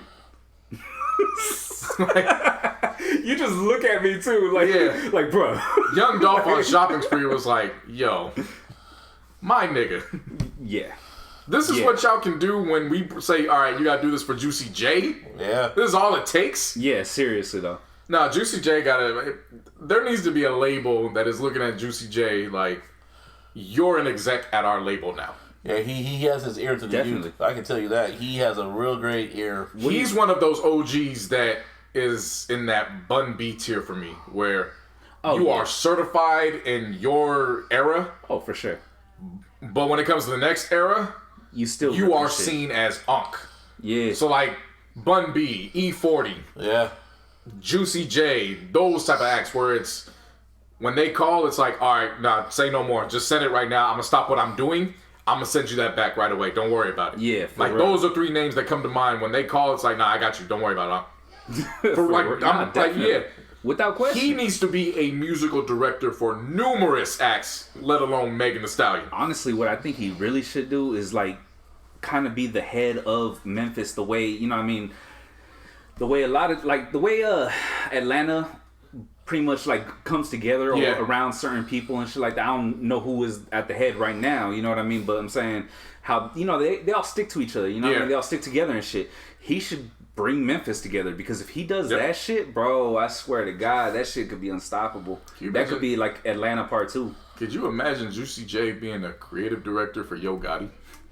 Yo Gotti, Young Dolph, NLE Chopper. I'll even go outside. Take Keith. I'll even go outside of Memphis. Can you imagine? I don't know how it works with executive producer or anything like that, but if Juicy J were to come in and serve as counsel for Travis Scott, That would because think about it, Travis Scott's sound is offspring of 3-6. Oh, easy. Definitely. It's a more mainstream. has that whole Kanye. That But could you imagine if slow Juicy melodic J shit, was like, nah, I fuck with you pimping. We gonna get in, we gonna do that. Like, can you just imagine that shit? I would be fucking like, put a trailer out, tell me when your merch is ready. Oh yeah.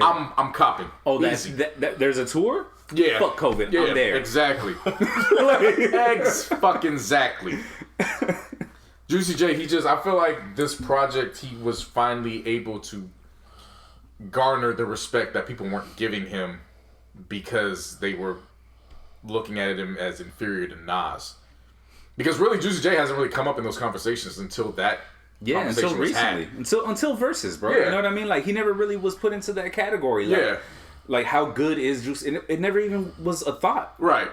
You know what I'm saying? And it should have been, because, I mean, we know. He's a staple in hip hop. He's Whether been people want to work since like 95. Or since 95. Right. It fucking says it on there. Right. But probably since before that, but 95 was his big break. You know what I mean? No, Like, he has been at the forefront of a particular sound that has evolved into what Travis Scott is today, which is one of the biggest fucking music acts, period, let alone hip hop. I was gonna say, not even just Travis Scott. Hip hop in general. Well, yeah, but I say know Travis Scott because Travis Scott is really the face of that particular sound right now. Yeah. That's Travis Scott's realm. So yeah, I'll give you that. So to just see where that origin comes from and stems back to Juicy J. Yeah. And Juicy J don't pull that OG, like, you know, the I'm big homie, you gotta give me the respect. Juicy J looking at that like, keep going. Do your thing. Yeah. Do your thing, little bro. Exactly. No, I was very happy with what I heard with this joint. Like, I finished this and I immediately was like, nope. Press play again. And we're going again. Yeah. Round two. I don't know what it is. I mean, last week it was Jeezy, and this week it was Juicy J. Yeah, seriously. Yeah. 2 albums where I really have to sit back and say, I might have to find room for those 2 in my top 10. Like, those are 2 tough records where if I feel like I leave those out, I feel like I've disrespected hip hop this year. Shit. Those are 2 tough. Those are 2 tough projects. Well, one project that came out, well, 2 out of the 3 of us are like, yeah. The other one is like, Lil Wayne decided to drop No Ceilings 3 that nobody asked for. So we know where you stand. Nobody asked for No Ceilings 2.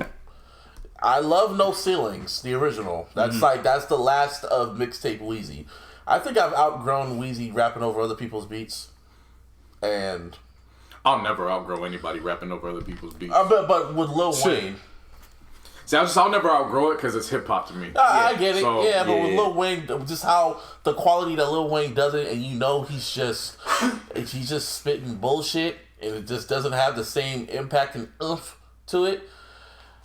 Only thing I'll say is good on this mixtape is the BB King freestyle featuring Arbery, which I feel Drake should have kept for his fucking album because it was fucking amazing. But, you know, he had to be nice to Wayne because that's his master. You know, 48 Laws of Power. It's the 48 Laws of Power. Law 1, don't never outshine the master. So he had to give Wayne something. I wouldn't quite say that's the reason. I'm not calling this old man. I just say that's the OG. OG called him to a solid. Yeah. It was time to do a solid. The Drake's getting ready to drop next month. You know what I'm saying? It's like he already has his songs like picked out and shit. Yeah, it's December, nigga. I know, right? It's this there for real. Yeah, so I feel like Drake. I just that track just came off as Wayne sending that to Drake. It didn't sound like Drake ripped that shit. No, and of course it didn't sound he did. like they sat together and formulated the whole idea. Yeah, it sounded like Wayne already came in with it. Yeah, and then finish Drake it off. ripped that shit. Now I will say this. I'm sorry to cut you off. Yeah, go on. I will say this. I didn't ask for a Lil Wayne No Ceilings 3 or 2, but I will say that anytime an artist of that magnitude that has done what we did growing up goes back to a platform like that, Piff, you got my attention. And I don't care how many times I say I'm over Wayne. Yeah. Album wise, mixtape Wayne. Oh yeah, DJ. I'm a clown. I'm gonna put the makeup on every single fucking time.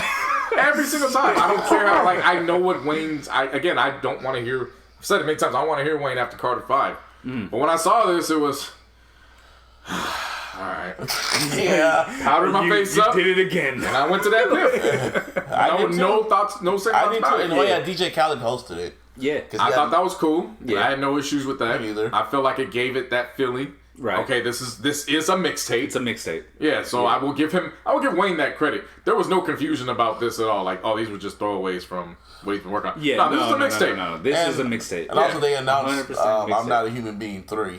Yeah. So I will say this. you gonna put that clown makeup again and listen. Only because It's Lil Wayne. I wasn't a fan of I'm Not a Human Being 1. But 2, I like that one. You didn't like part 1? Nah. Oof. I don't. I'm But 2, 2. again, Juicy J, Gunwalk. I'm indifferent. I'm Definitely a indifferent. standout. I'm Okay. indifferent with both of them. I'm indifferent with them. I'm just like it's like one of those. They're just there. I feel like with those two, it kind of like there were some songs that just were like weird to me, like Gonorrhea, Yeah. for example. Gonorrhea's like, wild. It just that's just It's just too when much. Wayne- you know what I Wayne mean? But see, that's why I didn't really like the first one. That's I know why that's what I'm saying. Yeah. Like I'm throwing that one as an example. Like, but even the second one too, there was a lot of songs on that shit. But there were some dope ass shit too. Like Cause Rich wasn't as that- Fuck was on that one, if I'm not mistaken, right? Yeah. So, I mean, Yeah. I'm not and we'll get back to No Ceilings 3, but I'm Not a Human Being 2. I mean, Gunwalk, No Worries, Rich as Fuck, Yeah. Love Me, Yeah. Oh yeah, that one. I Yeah, forgot about that. That was on My Homies. So, I mean, there were... Oh shit, I forgot about And that one Kanye too. did the cover. I remember that. That dropped in 2013. one with the butterfly? Yeah, Kanye did that cover. Seriously? Donda, yup. Ah, shit. And But that dropped in 2013, right? Yeah. Yeah. Okay. Yeah. But then, like... I can Again, see why y'all I took that understand. away. There were still questionable songs. The two that had Soulja Boy on them. So Triggerfinger was okay. And then the one that Soulja produced, Wowzers with Trina, was just... all right, you're just in here just doing whatever the fuck. Okay. Yeah. All right. Yeah, that's what I mean. I will never forget that hook. My tongue is jacuzzi. Oh yeah. Or Oh, that shit. whatever the fuck he said. Yeah. My My tongue go brrrr, my dick go pow. And I was like, all right, you just, okay. He's like, okay, yeah. Yeah. You said. But when Trina came on the motherfucker and said, my mouth a jacuzzi, I was like, I'm sold. yes. I believe that. And I want to try that. I was gonna say. Yeah. Yeah. Yeah. Yes. I will never forget when I first heard that line. I actually quivered for a second. Because of how she said it. Said all seductive. She said, my mouth a jacuzzi. I was, all right. Yeah. Yeah. And then the song ended. I was like, no, wait, I want more. No. That's how I back. felt when I heard Freeze on the Whisper remix when Free was on there. Yeah, She- the one that got her fired. Oh god, that verse. Oh. Yeah, she went on the Whisper remix and then never came back to 106 and Park. They Yeah. fired her ass for that. And I was like, damn, why? Really? But shit she was saying, and it was just like it felt like it was like an ASMR or whatever. And just hearing how she was whispering in there, I was like, oh yes. She was just, yeah, it was, God. yeah, that verse was, yeah. Busby, please don't do that right here. See, how she did that in the Twitter era, it'd have been fine. But it was just ahead of her time. Yeah, way ahead of Right, the game. yeah. Anyway, No Ceilings 3, go on. BB King freestyle, I was cool with. I liked the spin on Lamar, which was, of course, a tribute to Lamar Jackson. I liked that spin. Something different was, and it was, all right, I can live with it. I like how he flipped Life is Good, though. That one was good to me. Felt like And then right when it got to Peggy Bunny, that's when it was just, all right, okay. How many tracks was it? It's 20 altogether. 20. Yeah. So I zoned out at that point. I will say it ain't gonna be a bar highlight, but I did like seeing this, was that 3 of his sons were on here. Oh, yeah. Oh, yeah, Yeah, definitely. Yeah, again, they're like they're all under 10, I think. Something like that. I'm pretty sure you wrote this shit for him. Yeah, so I mean, it wasn't, again, it had nothing to do with the bars. It was like, that's pretty fucking dope. Yeah, like, just to be able to do it. You know what I mean? like, Cam Carter, of course, the son he has with Lauren. Yeah. He's 9. And I mean, he spit what you would expect a 9-year-old to spit. Mm-hmm. I will say this: their flows and their cadences, just like their daddy. Just like their daddy. Salute them kids, because there's a lot of grown ass adults that can't hit them flows and cadences. Yeah, seriously though.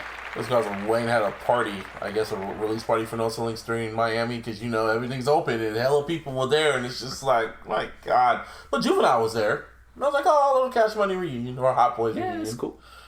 That's cool. Yeah, but no, overall, once it hit Peggy Bundy, that's when I was just until it got to his sons. Yeah, man, I'll be honest with you, man. Like, I fucking loved it, and not to the sense of like, oh, it was the greatest fucking shit that I ever heard in my life. You know what I mean? You took it for what it was. Yeah, I took it for what it was, and like a lot with the Busta Rhymes shit. Yeah. Remember how I mentioned like, oh yeah, like he took it back. He went old school with it. You know what I mean?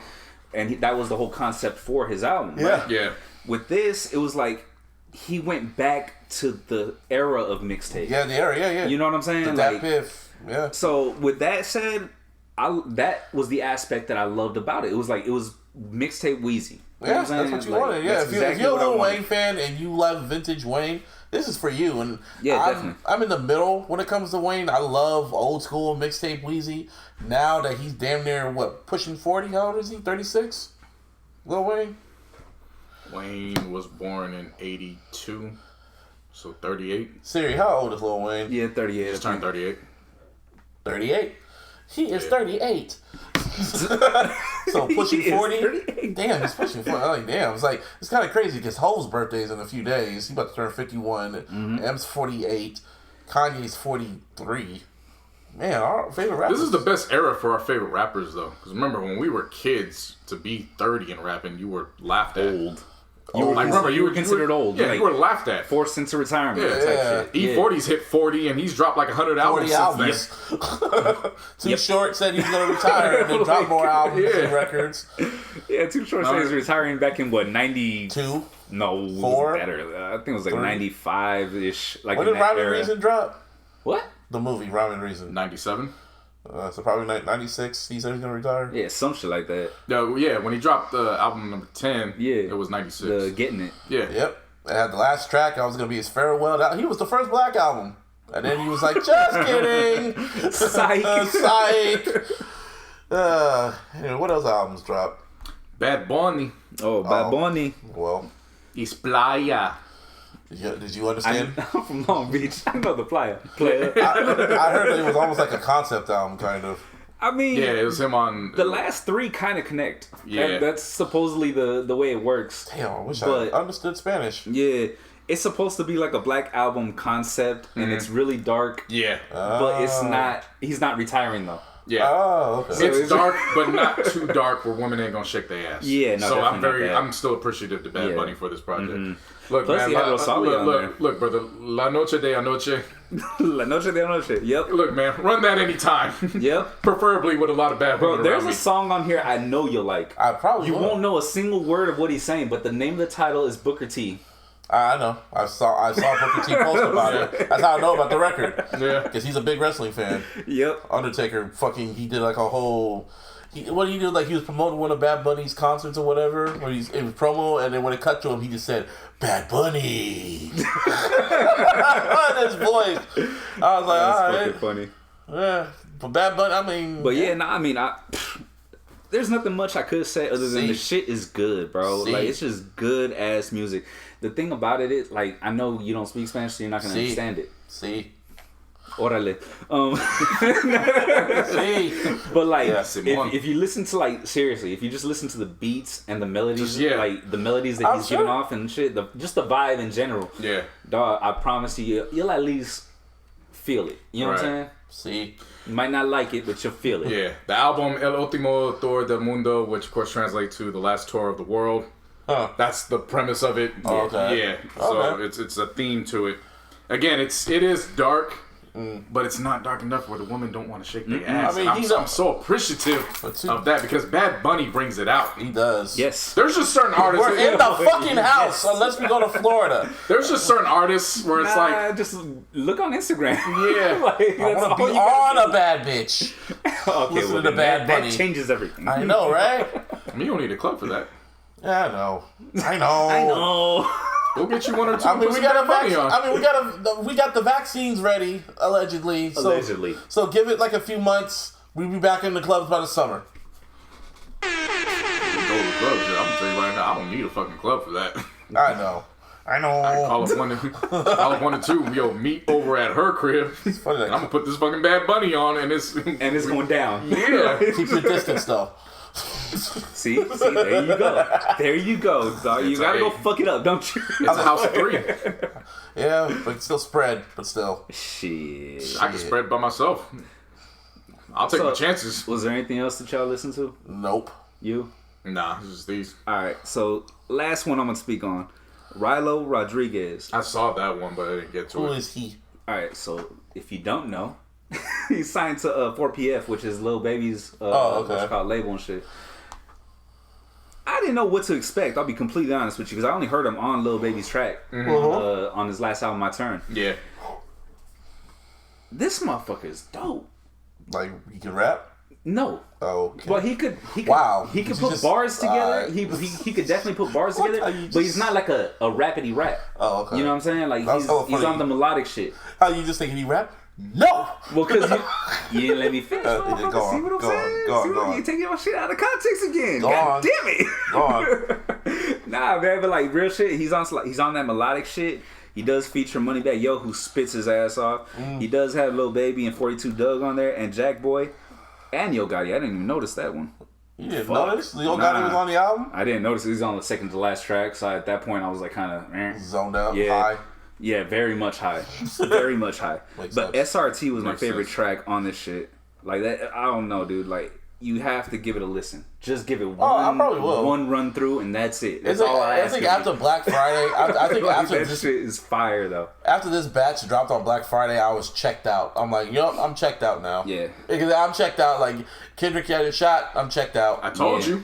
I've been saying that for months. Well, okay. I was telling you, like, yo, it's not just, you might as well let it go because it's not going to happen. By the way, I just want to mention the title to the album is Oh. GIHF, is Goat in Human Form. Goat in human form. Yeah. Smart name. Yeah, no, Yeah. he goes too, man. But look at the fucking cover. I Look, saw that look at cover. the reflection. Oh, the goat. That's fucking tight. Yeah. Like, that's actually a great fucking cover. Yeah, but like I said, like, yeah, everybody checked out. I checked out. So it's like, okay, well, That's just all I was saying too. Was when you were bringing up the BTS and like Drake was going to drop, it was like, nah, like I knew that was a label situation. And then look what happened. BTS dropped, and it was like, well, that it went ain't gonna super drop with number Drake. one. So And it went super duper Yeah. number one. Serious. Like, Right. it went super duper. Meg Sign as a result went number 2, but that wasn't anything bad. She went over 100,000. It's a good week. I can't call that a good week, and I'm not like I never hit 100,000, so you know what I mean. Whatever, hats off to her, but For all that hype. yeah, I don't know how much, like, because that shit sounded expensive, dog. I say it was a good week only because they switched the numbers of how much those streams of those releases beforehand count towards that. Like, it's if WAP was on pre, there. it's pre all that. So remember, those certain, like Savage obviously did what it did. If Right. WAP was But- on there, it would probably been at 200. Yeah, like Savage alone would have taken it to at least 150 if it was under those previous rules. Remember when we were talking about okay, the YouTube yeah, and all that yeah, stuff came to yeah, play? yeah. They switched all that over in September. So those don't count as much. They still count, but not in the ways they did before. So that's why I say at 100 for her out the new rules.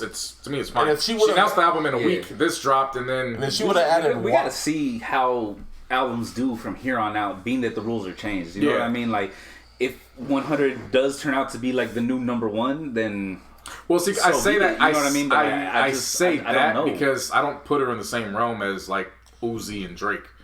There's still levels to. She's not in the to same being a reign big as, artist Is she that's- like in the same reign as Cardi? that's all. Well, I'm saying. again, we were Or saying Nicki? again how maybe last week we gotta just adjust our expectations. of her. Yeah. Maybe she's just on the come up and she hasn't hit that peak yet. So that's why I'm saying 100,000. Cool, she got there. Yeah. Now we know that's her standard. So anything less than that, we're gonna judge off of that. Yeah, that's what I'm saying. For sure. I get you. I'm still mid. Oh, of course, but it's, I'm gonna say this: like Bad Bunny, Meg she knows how to bring it out of women. That she brings that hoe out of them. So does Nicki. So does Cardi. That's fine. I don't listen to Nicki albums like that, but I'm appreciative when they can bring that hoe out the women. I'm never gonna say it. I don't give a fuck how mid the album is. He does have a point. I'm not gonna step on that at all, bro. Like, I do not have an issue with women embodying and bringing power to women to want to bring that out of them. Yeah, definitely. Never. I don't. My thing, and I'm sure you understand, bro. I'm not trying to like say you're wrong or nothing like that, right? But it's like I feel like if you rap, you rap. You know what I mean? Like. Yeah, it's gonna get fucking like what do you call it? Categorized in what? How do you categorize Meg's like? No, just where's the category? What do you mean? It's hip hop and rap, right? Yeah. It goes up against other hip hop and rap albums. But that's where I have my disconnect personally. But see, that's where I don't agree with that because to me that's just for the novelists. Those are for the people that don't listen to music the way we listen to. Yeah. Because hip hop as a genre. There's still subgenres within hip hop, and there's some of those rapidy rap motherfuckers that can't make a hit at all. So you know what I'm saying. So you have that too. Like that's the beauty of hip hop. Right. You open up the door and you could choose anywhere that you want to go. Mm-hmm. So where to me Meg falls short, and again what we were talking about, she makes up for the fact that she's polarizing and she does make a hit. Yeah. Like there's no disputing that. It may not be for a full album just yet, but she's proven that she can secure hits. Yeah. So I have no issue with that. Yeah. I'll say this though, when it comes to like the albums that dropped this year, when it comes to like list or like there wasn't one undisputed album of the year this year that we could all three of us in this room or all together can agree on. Seriously. I like that though. For once, like every year when we first started this podcast, me and JC, including Martine when he joined, we all can agree on one specific album. Every year from 2016. There was that one time we kind of had a 1A and 1B though. What, for number one? Yes. Never number one. 2A, 2B. That was 2. Oh yeah, that's right. And it was just Pusher. You're right. Yeah. No.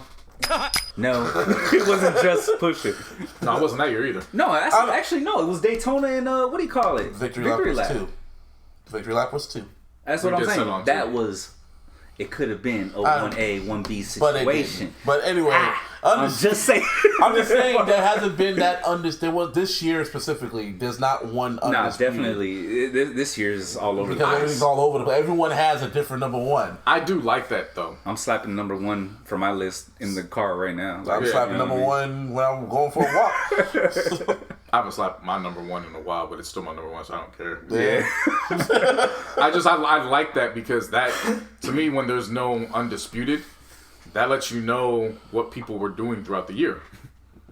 They heard stuff different. Yeah. Yeah. And while they were in shelter, or supposed to be in shelter, yeah, they heard stuff different. So, to me, that's so dope where, again, when stuff are open, you're kind of, depending on who you are, you're kind of coerced into saying it was this because that's what the mood was for everybody. Yeah. And that's what the radio was playing. Well, when everything's shut down, okay, well, what was it to you? Yeah. I'm not saying to you. I'm like, in general. You are 100% correct about that. I like that shit. Yeah. You're like, what was it to you? Because there was no outside influence. Like, nobody was partying up to that extent of what it was for usual. I mean, this year, if everything went smoothly, I'm talking if there was no pandemic, and everything was open, we'd probably have an undisputed number one. And it would have been mine. No. And to be fair, you probably would get different records sounding different. Mm-hmm. That's true. You know what I'm saying? That part definitely. And this isn't for me trying to cape up on Meg, but who's to say that the album or the year's open?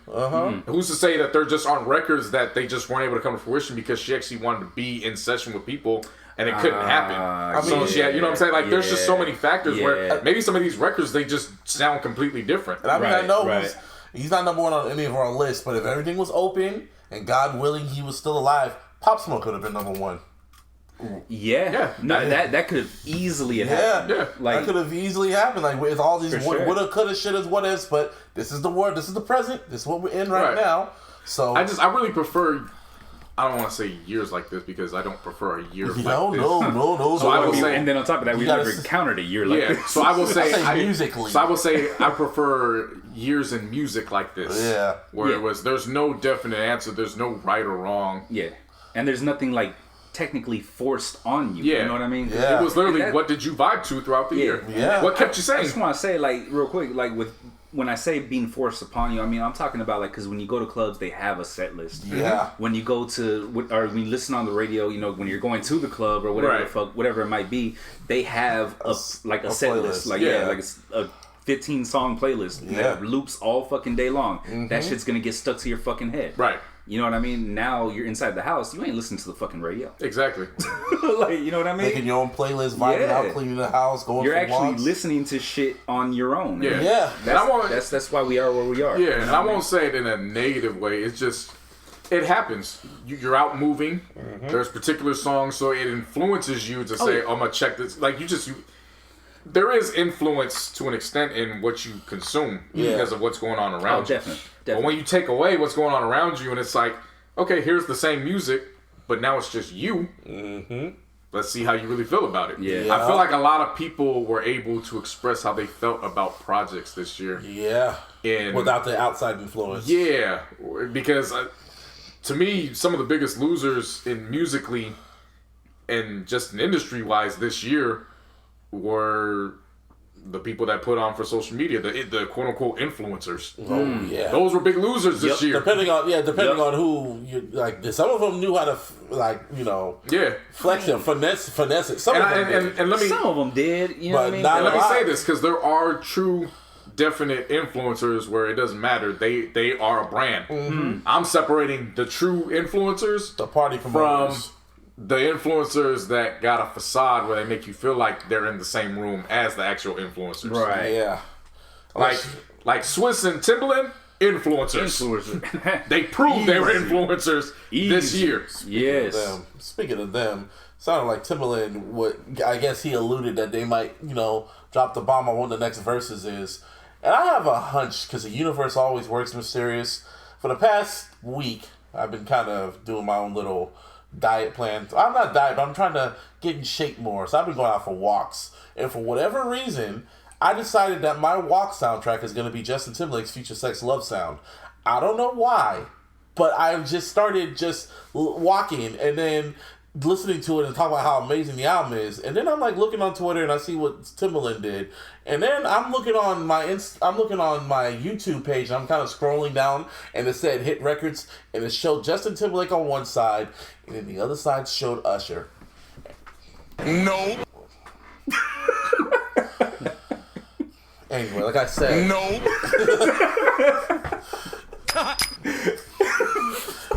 I had to, dog, because you know what? That shit's not going to happen, man. why not? It's just not going to happen. Why not? Because it's going to be one-sided as You shit. didn't think Gucci Mane and Jeezy was going to happen, No, that one I didn't think because of street reasons. but still, it happened. Like, let's that let's was put that kind in of a proper little, terms. Yeah, that was a little bit different, dog. That had nothing to do with music.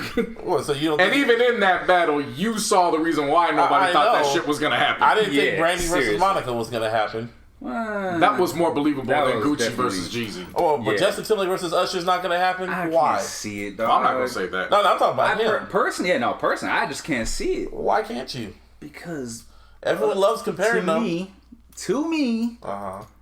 Usher wins that shit hands down. All he has to do is might, show up. It might be close. Nah, all he has to do is show up. It'll be close in the sense of, yeah, Justin might win a round. He might win a few rounds. No. A lot of but rounds. that's what I'm saying, though. Like, he's going to get close to winning a round, and then it's like, oh, nah, but you know what? This one's way better. I'm gonna tell you but this one's this. better. If it is Timberlake versus Usher, Timberlake gotta look at Jake Paul with the biggest fucking side eye ever right now. Like, Why? motherfucker, you set me up for this?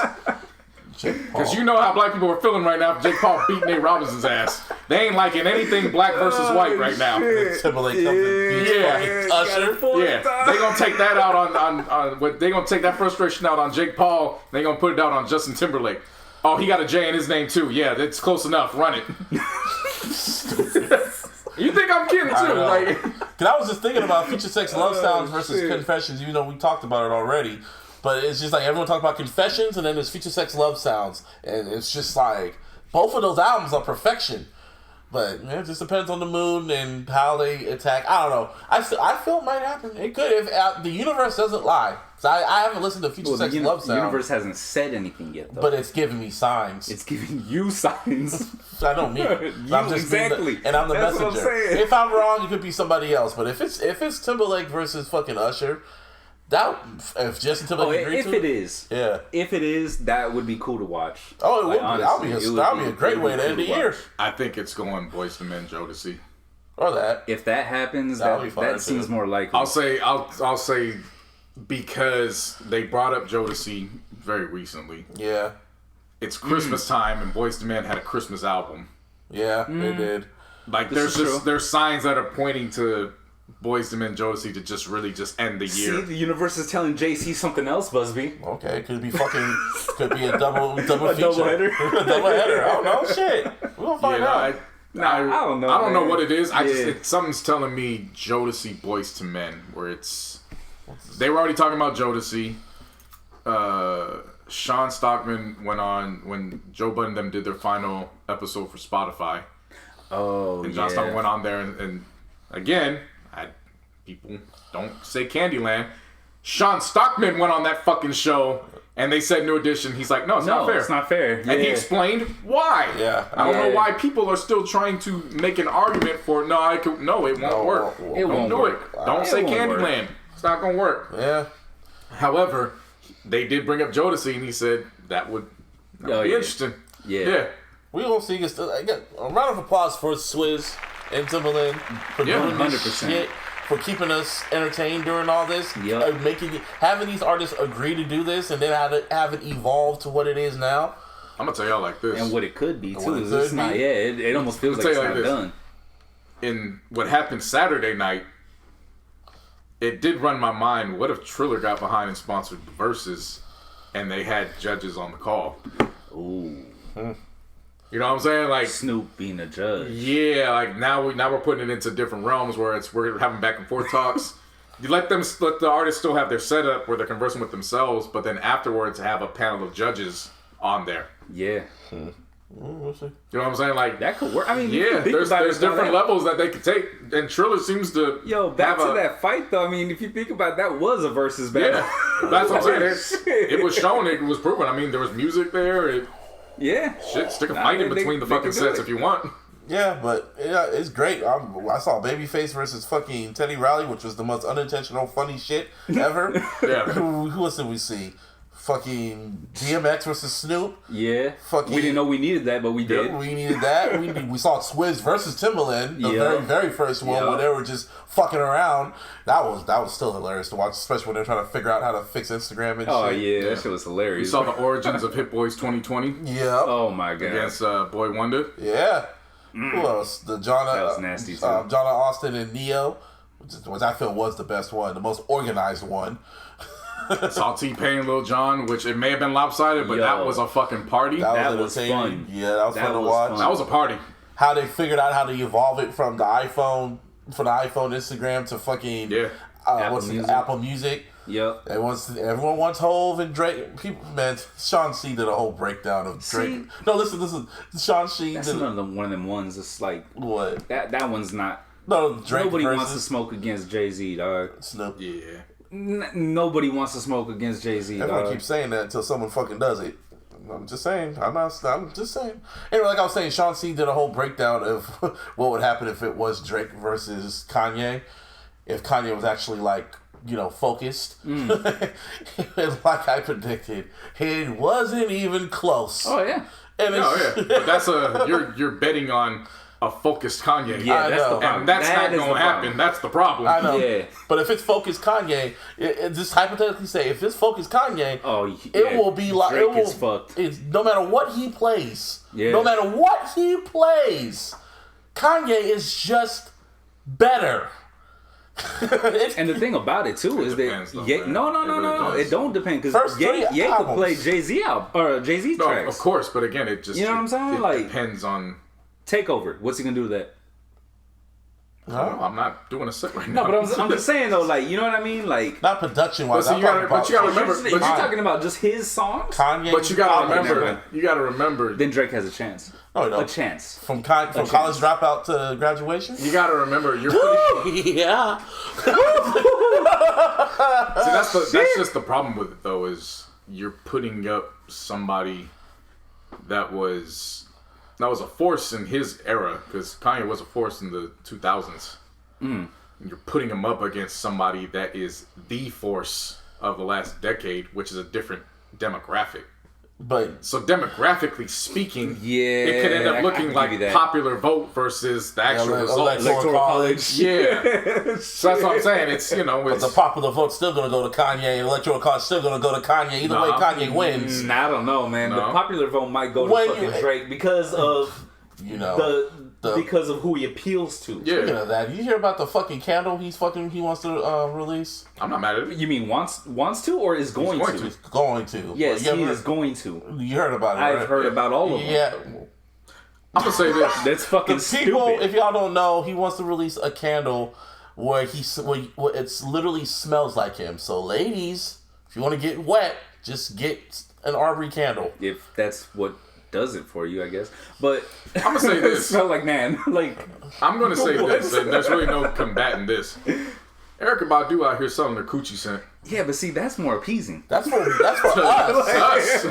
For women, they want to smell Drake. Yeah. So what's the difference? It's My called a homegirl joke, wants it. motherfuckers. Goddamn. My homegirl said, "Buy this for me for Christmas," and I was like, "So you can smell like a deadbeat dad?" Oh. I smell like Grand Manor. Hey. I smell like 1%. Smell like a deadbeat father. Smell like blackface. Hey, You are hiding a Child, child. you smell like you hiding a child. You smell like you are hiding a child.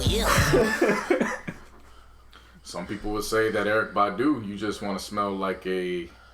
No. What is it?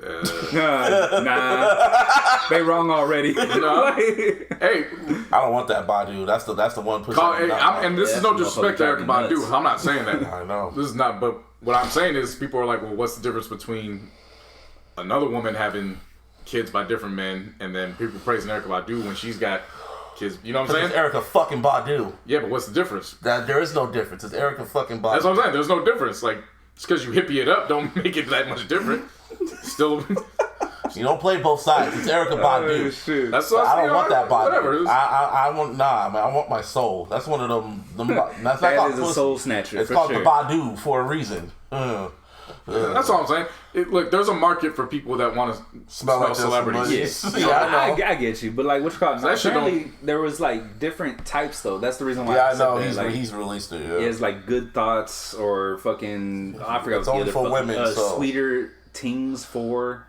Yeah, That's fucking smart. Sweeter Yeah, Tings. it's genius. That is fucking genius. Yeah. It's genius. Nah, And it's not gonna. And I'm not gonna knock it. That's what I'm saying. Like For women. you said the one. I was like, no, there's a whole line. I know, I've seen And it. let him find a cheat code to somehow utilize that around the album.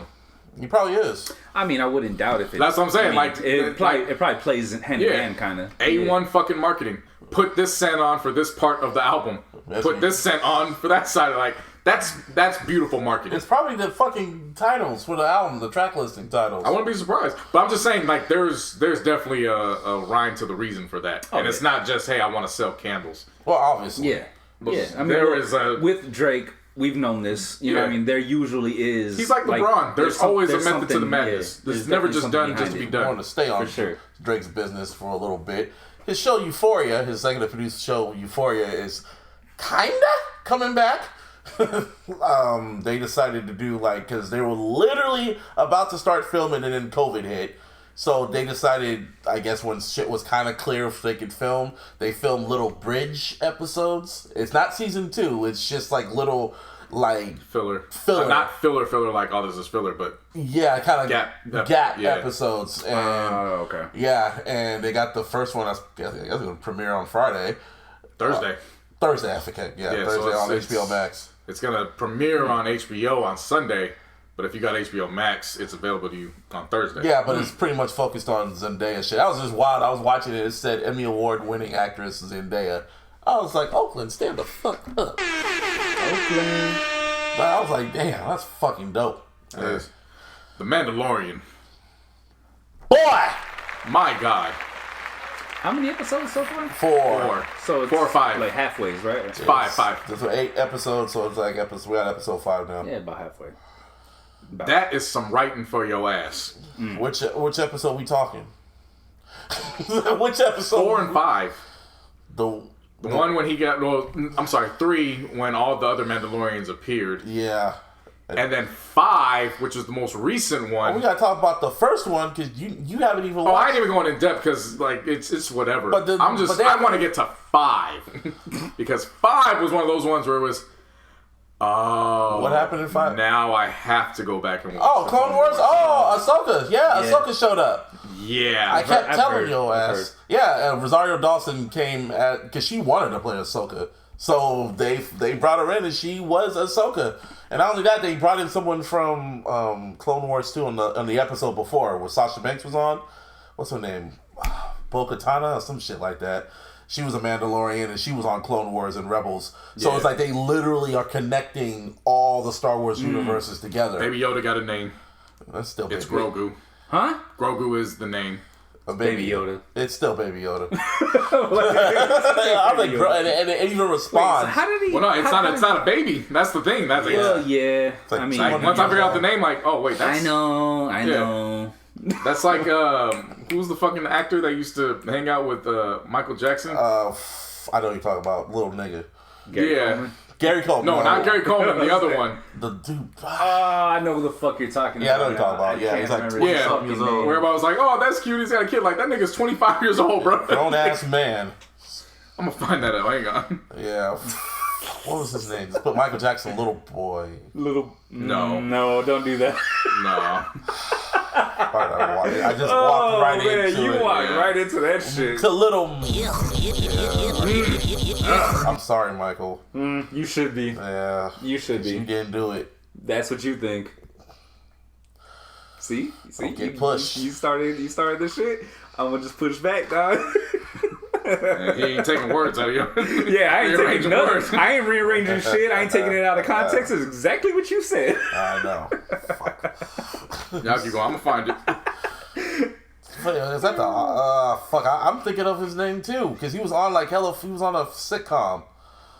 Fuck, what's his name? And he was like one of Michael's BFFs too. Emmanuel Lewis. Thank you. Yep. There you go.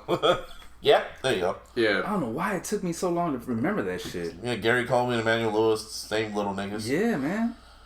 They're both little guys. Anyway, yeah, Grogu. You're talking about Grogu. Grogu. Oh, yeah, you got a name. Wait, Yeah. Grogu. Grogu? Yeah. Yeah. Okay. And he's a Jedi, but he doesn't want to know his powers because of what happened in Order 66 and shit. Yeah. Nah, Grogu was alive for Order 66 and all that. Oh. That's what I'm saying. He's not a baby. Like, Grogu was alive for all that shit. That's why I want to go back to Clone Wars, because obviously... They don't... Well, Grogu, of course, wasn't in Clone... No, I understand. Yeah. What I'm saying is with her appearance, now all of a sudden, yeah, it becomes very important. I'll send you a list of the episodes you should watch. I already have it from... Oh, yeah. And Rebels, too. I'll send you that shit, too. Yeah, man. It's good. It's whoever's in charge of that, I forget the names of who's all in charge of that, let them fucking stay in charge of everything Star Wars. That's the only thing that's keeping Star Wars afloat is Mandalorian. Yeah, it is amazing. It's literally, it always makes me forget that they made some bullshit after the Return of the fucking Jedi. Right. It makes me forget that those movies ever happened. All 6 of them? Well, all 6? Yeah, the first 6 movies, yeah. Those. No, not the first 6. Oh, the other 3. What are you talking about? The first 3 are good. The last 6. I can settle with the prequel trilogy because that made sense. I can settle for the trilogy because it's the trilogy. Obviously that is the trilogy. The sequel trilogy. Yeah. No. No. I guess they'll settle for episode 7. I like that. Force Awakens is the one. Luke disappears, right? Yeah, Force Awakens. Yeah. Yes. Force Awakens sets up everything. I like Last Jedi, and then you get to the Rise of Skywalker that literally fucks it all up. It's okay, man. No, it's not. Okay. Yeah, it's alright. No, it's not. We got Mandalorian. Yeah, but then it leads into It's that. okay. It leads into It's that. okay. We got Obi-Wan coming too. They're trying to bring back Samuel L. Jackson supposedly for they're trying to bring back Mace Windu. I was like, where the fuck were you?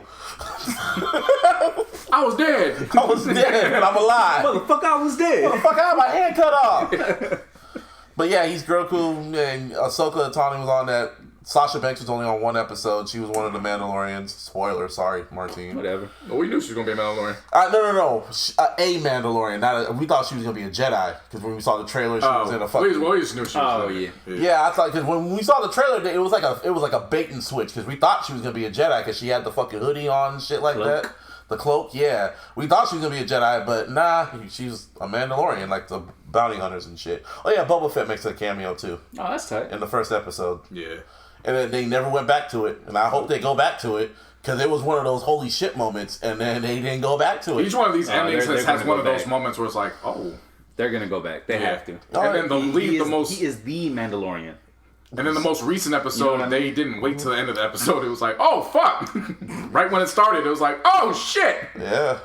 Literally, and it went on. That whole episode was the whole season has been hitting. Like they've been hitting every little stone, everything, every episode they've been hitting. So it's continued from last season then, because last season was kind. I like the first season was dope, but that shit was fucking sick. But I really like this season, the way how it's all shaping up. Sure. Disney Plus, man, it's Mandalorian's keeping it afloat. So sports. It was a wild week in the fucking NFL this week. COVID mania, baby.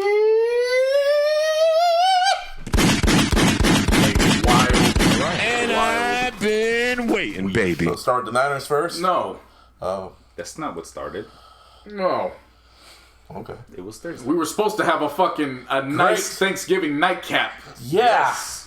With the Steelers and the Ravens. And then leading up to that motherfucker, the Ravens got COVID. So I was like, all right, well, this... Okay. And then Wednesday came and it was still scheduled. It was like, these niggas really gonna play this fucking game? And then finally they were like, no, we're pushing this game back to Sunday. On Wednesday, that's when they announced it. Everyone was like, motherfucker, so we gotta get these bullshit games now? Yeah. I remember Pat McAfee tweeted like after the last game ended, he was like, so, what are we supposed to do now? Yeah. Talk to our families? So then it was Sunday. Then Thanksgiving hit and they're like, yeah, we're just gonna push this back to Tuesday. I was like, alright, we've done that before, that's cool. Then it was like, nah, we still ain't got to hold on this, so we're going to push it to Wednesday. And it was like, uh-oh. So we're going to have Wednesday night, alright. Wednesday, it's Wednesday. And then the word came out and it was, nah, they doing the Christmas tree lighting. They already got that booked on NBC that night. So we about to have WAF. Wednesday afternoon football. What a time, baby! And I watched WAF for 1 quarter today and I went to sleep. No, the game was good in the fourth quarter. That's fine. I went to sleep. I was like, I need to take a nap before I pause. I'm not going to watch this fucking game. I got my Christmas tree and came back, and Robert Griffin III was really just going off till he got injured. Then they brought in some white boy backup. I forgot who it was. And then he scored a touchdown, and I was like, oh, shit, they might just do it. And then the Steelers just played keep away. And they remain undefeated, yeah. It was a pretty decent game, I'll tell you that. And do they got to play again on Sunday? No. Oh, okay. No, they had to push a whole bunch of shit back as a result of college, they just cancel the games. They're like, fuck it, just cancel it. NFL, they'll just like, ain't no problem. You're just gonna move it up. Yeah, we're gonna reschedule. Yeah. Which, this is my stance, and it's gonna be wild because of how much shit I've talked about the NFL. They're not wrong in this instance. If you cancel the games, these players aren't getting paid. Yeah. Okay. So you're putting the players out who have signed waivers that this is what they want to do. You're having them out in the open, basically available to be contaminated by COVID. Yeah. They catch it, but you don't play a game, and now they can't get paid as a result. Yeah. So that's where I got to give it to them that leeway where it's like, all right, yeah, they're not canceling, but this is actually in the best interest of the players to just keep rescheduling, because if you cancel, there's no game check. Mm-hmm. And what was the point then? They basically went out there and were catching this shit for nothing. Yeah. That's what it boils down to. Makes sense. So in that instance, I got to defend them. The problem is they just don't have good communication. Yeah. Because as we find out with the 49ers... I was more on Santa Clara, though. Well, no, but this is where the NFL plays a part. 49ers, good W against the Rams. still in the playoff hunt as a result. That's fucking wild. Crazy. That's a miracle in Shit itself. makes no fucking sense. Yeah. It's But a whatever, miracle I'll take it. in itself that we are 5-6 and we are possibly couldn't make the playoffs. Yeah, Playoffs, still in the hunt. yeah. And all the players are getting healthy. Like, that's something that's cool. That's the good news. Yeah. Bad news. Well, before that took place, Santa Clara County was put on order. Yeah, we ain't doing no physical contact with anything for 3 weeks. So basically, we're shut down for an entire month. On that Saturday, I was kind of like, can you imagine they would have announced that if the Niners had a home game like that Sunday? I'm like, wow. Yeah. Now, this is where the NFL has a part to play in that. So out of nowhere, it was announced that the Niners were going to go play in Arizona. All right, cool. That's fine. Of course, the Niners players aren't happy about it. They're going to be away from home for 3 weeks. It's unfortunate. And they'll Sorry. bubble. Yeah, much. they got to do what you got to Seriously. do. Bubble situation. Right. The problem with the NFL's communication is the NFL had set up the schedule for this exact thing if it happened a while ago and didn't say anything. Really? This was already in play because they were like, if California shuts down, they can't do anything. We got to send teams somewhere else. Arizona's close. Let's make it so the schedule where there's no conflict between the Cardinals and any of these California teams. They knew the whole fucking time. So as we're looking, scrambling, like, damn, this is stupid. Like, this doesn't make sense. They could have said this shit back when they were making the schedule. So that way, when it comes into play, okay, cool. We know where the Niners are going to go. They're going to go to Arizona. That would make Right. sense. They had known this the whole fucking time. Blame Goodell. So they're not communicating Roger. anything. They're not saying nothing. Fucking Roger. Now Kyle Shanahan sounded like a dumbass, Call and I'm gonna put it on him. How did Kyle Shanahan sound like a dumbass? He sounded like a fucking dumbass where he's like, yeah, no, this is really unfortunate. Like, they really caught us off guard with this. Motherfucker, it's a pandemic. What do you mean you got caught off guard with this shit? To his stance, I think he got caught off guard that they told him that they were going to shut down literally a day before. Because he's focused on the game and shit like that. He's game planning and shit. And all of a sudden, you're setting up and they're like, oh, yeah, you guys can't play next week at home. And then he was just like... Even then, I'm not going to give him no leeway. We're in a pandemic. You got to expect that shit at any given time. Yeah, Yeah, to that seriously. point, to an extent, yeah. I And get look at what state has been, The most strictest with the pandemic. Oh, yeah. it's been California. So, Exactly. yeah. So it's it's like he's just been on... I think with all the shit... Namely, Santa Clara County. yeah. I think with him, it's just a whole bunch of shit that's been piled on him this season. Just with the smoke, then the players getting injured, and then losing games, winning games you weren't supposed to win, and then gaining players back, injuring again, and then you're saying COVID.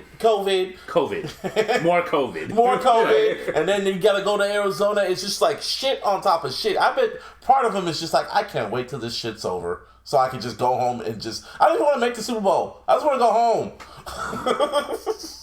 Shit. I give him props, though. He's new Jon Snow. He's like, Jon Snow, I I don't want to do this. Go. February hits, they're in Tampa. Everybody healthy, too, Yeah. including Bosa. And see, Comes out of nowhere. And see, as a result of this, the NFL came out and said, yeah, we might as well let you guys know right now, we do have a month blocked off for the hotel stay in Tampa in case we got to postpone games in the playoffs. Because really, this is what's going to be the most interesting shit. What the fuck happens if one of these teams catches an outbreak during the fucking playoffs? Then move the games to Wednesday. But that's what I'm saying. Or Friday. That's right, but how long? Because what if it's worse than this recent Right. Nah, example? I get you. So, yeah, they said in February they blocked off the entire month of the hotels. Denver Broncos, That was in man. case they got pushed. Now going to Denver. Denver Broncos, these motherfuckers. I put these on the quarterbacks. You stupid. You telling me they were in a room with someone who had COVID. All the quarterbacks were in there, no mask. And they were potentially exposed. So they say, yeah, y'all can't play. So going into Sunday's game, Denver Broncos had no quarterback at all. And they didn't want to forfeit. So they were like, we're going to make this work. Of course they got smacked. Because who's the wide receiver that played? What was his name? Hinton. Yeah, he hasn't played quarterback since high school. Awesome. Yeah. I was just like, They had more interceptions than they had completions that game. that was They I had like, two it's not interceptions and they had one completion that entire game. It wasn't like it was his. I mean, it's like fuck, man. It's like they put him in this position, and it's like, And truth be told, Hinton didn't look that much worse than Taysom Hill. Ouch. so what? I didn't see the Saints game. Taysom Hill was stinking it up, or what? It just... if you were to tell me if I didn't know anything about that game, that the Denver quarterback wasn't a natural quarterback, and Taysom Hill, like if I didn't know anything about them, I looked at that game and been like, both those teams need quarterbacks. Shit.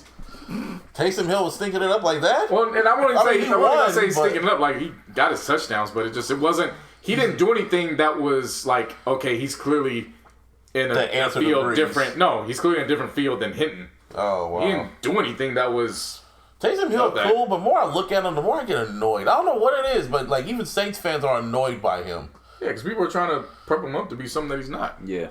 I mean, you're trying to be Cordell Stewart, and it's like, you're cool, you're catching the ball, you can throw all right, but you're not Cordell Stewart. Yeah. That was a once-in-a-lifetime moment. You're not Bo Jackson, bro. Yeah, NFL just had a rough week 12. I still can't believe fantasy football. I know. Every single fucking day this week, I had a player that either had COVID or was on the list, so it just wasn't good. You've been having a bad whole season. Every single week, and then I sat Jeremy Chin, who becomes the first fucking football player to have consecutive fumble returns for touchdowns and shit like that. Like 33 points just sitting on my bench. I dropped my Monty Sweat or whatever from the Washington football team, and this motherfucker gets a pick 6. You know, like just shit that shouldn't happen, and it's just like, yeah, fuck fantasy football. At least I got my guys for next year. But I have no hope anymore. I mean, if I get third place, I'm good. I'm just saying, like, back to my Niners, I'm just thinking about how the hell we were like 5-6, and it's just like I said, it's just a fucking miracle. The fact that we beat the Rams with barely anybody. Those games at the beginning of the season, no.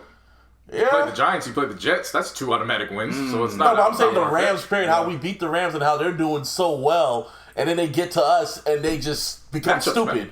Huh? It's all it is in sports, matchups. Bro, I mean, these records don't mean shit if you have a bad matchup. That's what I'm about to say. I mean, like, for example, like last week, the Raiders and Chiefs was a really good game. Yeah. Y'all know what happened to the Raiders against the Falcons. Yeah. Wow, that was sad to watch. Falcons. That was. And I'll say this, like, I'm one of those ones. I'm a person where I'm like, that's just you just had a rough week. Even I was watching that shit like. Derek was throwing some dumb shit. Like, it wasn't even that. The whole offense looked out of place. Yeah. The entire offense. Because they kept going back to that game during red zone. Like, because there was always a turnover. Yeah. And it wasn't just on the Raiders side. There was a turnover on the Falcons side, too. That was going both ways. Yeah, so they were going both. But it was just, the shit I was seeing was just, wow, that was... You really had a bad fucking day. Like, yeah, no, seriously, dog. It's like Raider fans don't even know how to feel. It's like, should we have hope? Because like I said, I mean, it's like you play against the team that you see twice a year. Yeah. You know what I'm saying? And you put up a fucking great ass game. Mm-hmm. You know what I mean? Then someone who you should beat. Yeah, you all should. intents and purposes, they should have beat. But the you rarely Falcons. see them, so you don't know. Yeah, so you don't know what to expect or whatever. You know what I mean? But regardless, you get your ass whooped, destroyed. Not even trying to talk shit right now. No, I'm just being that's what it was. There's no not trying to talk shit. It was 40 6. No, it's crazy because you couldn't score and you couldn't stop. What happened that day? Something happened on Sunday because I was watching the game and I was like, oh, this game's kind of close. It was like the first quarter, second quarter. I was like, it was 9-3 or 6-3 some shit. Yeah, so I turned the game off. I think I went to sleep or I went for a walk. That's what happened. I went for a walk. I came back, turned the game on, and I saw the score. Like, what the fuck? What the? The only positive for What kind of shit the only positive for the Raiders in that game was Josh Jacobs throwing off that defensive back. Yeah. That was a hell of a fucking play. And I felt bad for old boy because they put that shit in 4 super different slow motion. No, they put it in 4 different photo sequences. Yeah. Oh shit. And that motherfucker got thrown. Yeah. He threw his ass. Threw the shit out of him. Well, the problem was it didn't equate to points. Yeah. Good highlight though. Yeah. Good highlight for that motherfucker Derrick Henry is the reason why I'm saying fuck fantasy football. I had to go up against that motherfucker. Shit. And I look like Nate Robinson going up against that motherfucker. That motherfucker had 3 touchdowns before halftime. He had like 159 yards before halftime. Tyreek Hill had over 300 fucking receiving yards. Over he did a backflip just out of disrespect. Backflipped on a second fucking touchdown. They were beating the tar out of the Bucks. Didn't DK Metcalf put up some like Megatron numbers and shit? Yeah. Mm-hmm. It was a wild day in football, man. It's one of those weeks where it's like, fuck, right? But shout out to Des Bryant. Played the game today. As a result of the the pandemic hitting them so hard, he qualified and he made the 53-man roster. Oh, yep. Got upgraded from the practice squad, so salute to him. Salute to that man. Ha to the fan that bet the over on 6.5 for the Seahawks beating the Eagles. $500,000 bet, and then the Eagles hit a Hail Mary at the end of the game. Yeah. And fucked that bet up. Yep. I've been hot. That's what you get. I just laugh like, That's what you That's get. what you get. never bet on an Eagles game. You don't know what the fuck's going to happen. Especially Even when they lose, they fuck you. It's crazy. Ever since they won that Super Bowl and they got rid of Nick Foles, they've never been the same. Yeah, they calling for Carson Wentz head. They really are. But really, it's Doug Peterson's fault. I don't know why Doug Peterson is like, yeah, we're going to put Jalen Hurts in real quick. Ran him in for no fucking reason. Then they took him out and then put Carson Wentz back in. It was like, the fuck was the point? Like when they got rid of Nick Foles, I was like, you shouldn't do that. Like, you need to keep him. And then they were like, no, Carson Wentz is the reason why they're there. I was like, okay. And yeah, but they paid Carson Wentz. You're not going to keep him. Yeah, and Nick Foles wanted a payday too. So that was going to work. Yeah, well, shit. Ever since they got rid of... Look at Nick Foles. Nick Foles ain't doing that much better either. Oh, that was like literally a lightning in the bottle moment. I mean, you could say that, but you could also say the team that he's on is trash, so... Yeah, but that's not a good mix for anybody. That's just a wash. You can't really say, well, if he was on the Eagles, it's like, yeah, well, so he ain't doing shit on a bad team. Hey, man. No, but that's what I'm saying. Like, he ain't got nobody. At least on the Eagles, he would, like, who's their fucking, the He ain't receiver? got nobody either. No, back then when he won the Super Bowl. Yeah, but now the Eagles ain't got no receivers last on there. year. All the Eagles receivers is dropping passes and shit this year. Oh, So that wouldn't have done anything. See, if I was an Eagles fan, I'd just be happy. He would still have Hurts. Hey, if I was an Eagles fan, I'd just be happy I had my ring. And I'm like, Yeah, it's Philly. yeah. You're talking about a city that is notorious for... They want more! They always want more. Yeah. That's the problem. Yeah, well, shit. What else happened in sports? Well, Lakers want more. Yes. I mean, $85 million more. LeBron. And I've been It waiting, was a baby. beautiful day today. Indeed it up. was. Indeed it was. I'm not going to lie. You guys Woke are just up, took my morning piss. locking up. Took my morning piss, went out and did my morning drive just to get out and about. And right before I took my morning drive, The Athletic posted a story about the Clippers. Before that. Oh, fuck. Okay. Yeah, the Clippers story. Basically, the story that we have now learned that the media hid the entire year and tried to put it off that this was a Lakers problem. Remember how they kept trying to create narratives about the Lakers? This isn't going to work because of Anthony Davis and LeBron. They have two different styles. It's not going to gel. Yeah, they have no good bench. Who's going to do this? Just all the stories they try to paint in. Right. And the team just ended up becoming like the best of friends with everybody. Yep. And nobody could figure out why the Clippers couldn't overcome that roadblock and become the number one team in the West. Well, we found out why. Why, Craig? The 2019-2020 Clippers locker room was hell on earth. They were saying that Kawhi Leonard and Paul George were basically in charge of practice times. What? Practices were getting canceled and teammates were thinking that it was because of them two. Kawhi was taking up the personal training staff for 25 to 40 minutes before the game, and he was going into the women's locker room so staff members allegedly couldn't get in to even go to the bathroom because it was blocked off. Oh. Kawhi and Paul George were holding up plane rides to leave to go to games and shit like that. So it was like a diva. It was like diva moment shit. Yeah, and it was one of those ones where the players were like, "Look, Kawhi Leonard, he's a two-time champ. He's a two-time Finals MVP. We get it. What the fuck has Paul George done?" And that's where it all went downhill. Like, what has Paul George done? And that's the thing, though, real quick. Like, I just want to touch on this. Remember that whole spotlights versus streetlights Glorious! talk? Yeah. You know what I'm saying? Who had the spot, or who wanted the spotlight? Wonderful! Who wanted that spotlight? Immaculate! I'm just saying, bro. Spectacular! I'm just saying. Monumental! Aren't y'all supposed to go against them opening night? Oh, we'll get there, buddy. We're not there yet. Just asking. Just saying. We will get there. We are not there So yet. what else were they saying in that article? I saw little bits and pieces of everyone talking about the article. So it was literally dysfunction in the locker room that whole season. Complete Dysfunction. and utter dysfunction. So they were walking around like they were the champs already. Or, Yes. Oh wow. No, the two of them were. Yeah, like those two were. The other teammates were walking around Leonard. like, why the fuck is Paul George walking around like that? Like he's Kobe. Why- They don't love you like that. Yeah. Nigga, you're Paul George. The end. I'm trying to find the article. 'cause Well, You there's saw just- what's his name? What Leonard did? What's it? Damian Leonard did to your ass, and he still didn't want to give him props for that shot. Dame Lillard. Dame Leonard, yeah. Yeah, okay, so here's more. So, Shout out Oakland, California. yep. Leonard and George typically didn't speak to the media until at least 45 minutes after games concluded, under the guise of post-game treatment for workouts. This usually resulted in their teammates having to speak with the media first and for longer, essentially leaving them to become the public voices of the team. What the fuck? Teammates also believe that Leonard and George were able to pick and choose when they played. Not only did they sit out games entirely, but also at times they accepted or declined playing time in the moment.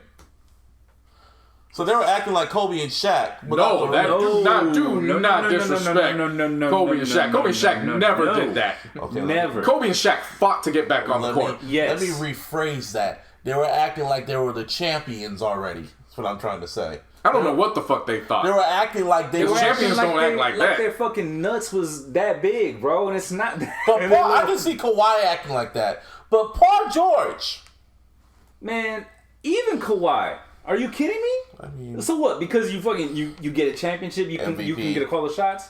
I want to say No. Pop, I was Fuck all wrong. that. I'm sorry. Greg Popovich, I'm sorry. Yeah.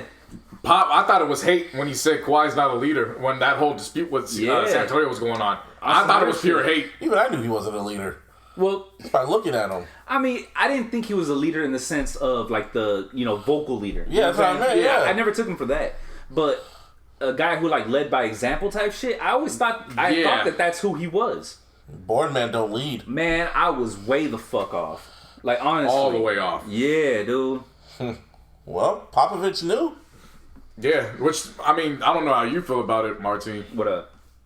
That Raptors championship seems to be a little bit more impressive now, considering that Masai Ujiri had a construct and a system set around to where if Kawhi was doing that, it didn't affect the team. Yeah. Because Kawhi technically was the outsider, Yeah, and he still had the team. he was like Kevin They were Durant. still- He was like the Kevin Durant. No, I wouldn't even say that. Really? Kevin Durant bought in for at least the first year he was in Golden State.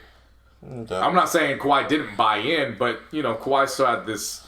That whole thing lingered throughout that year. Is he gonna stay or is he gonna leave?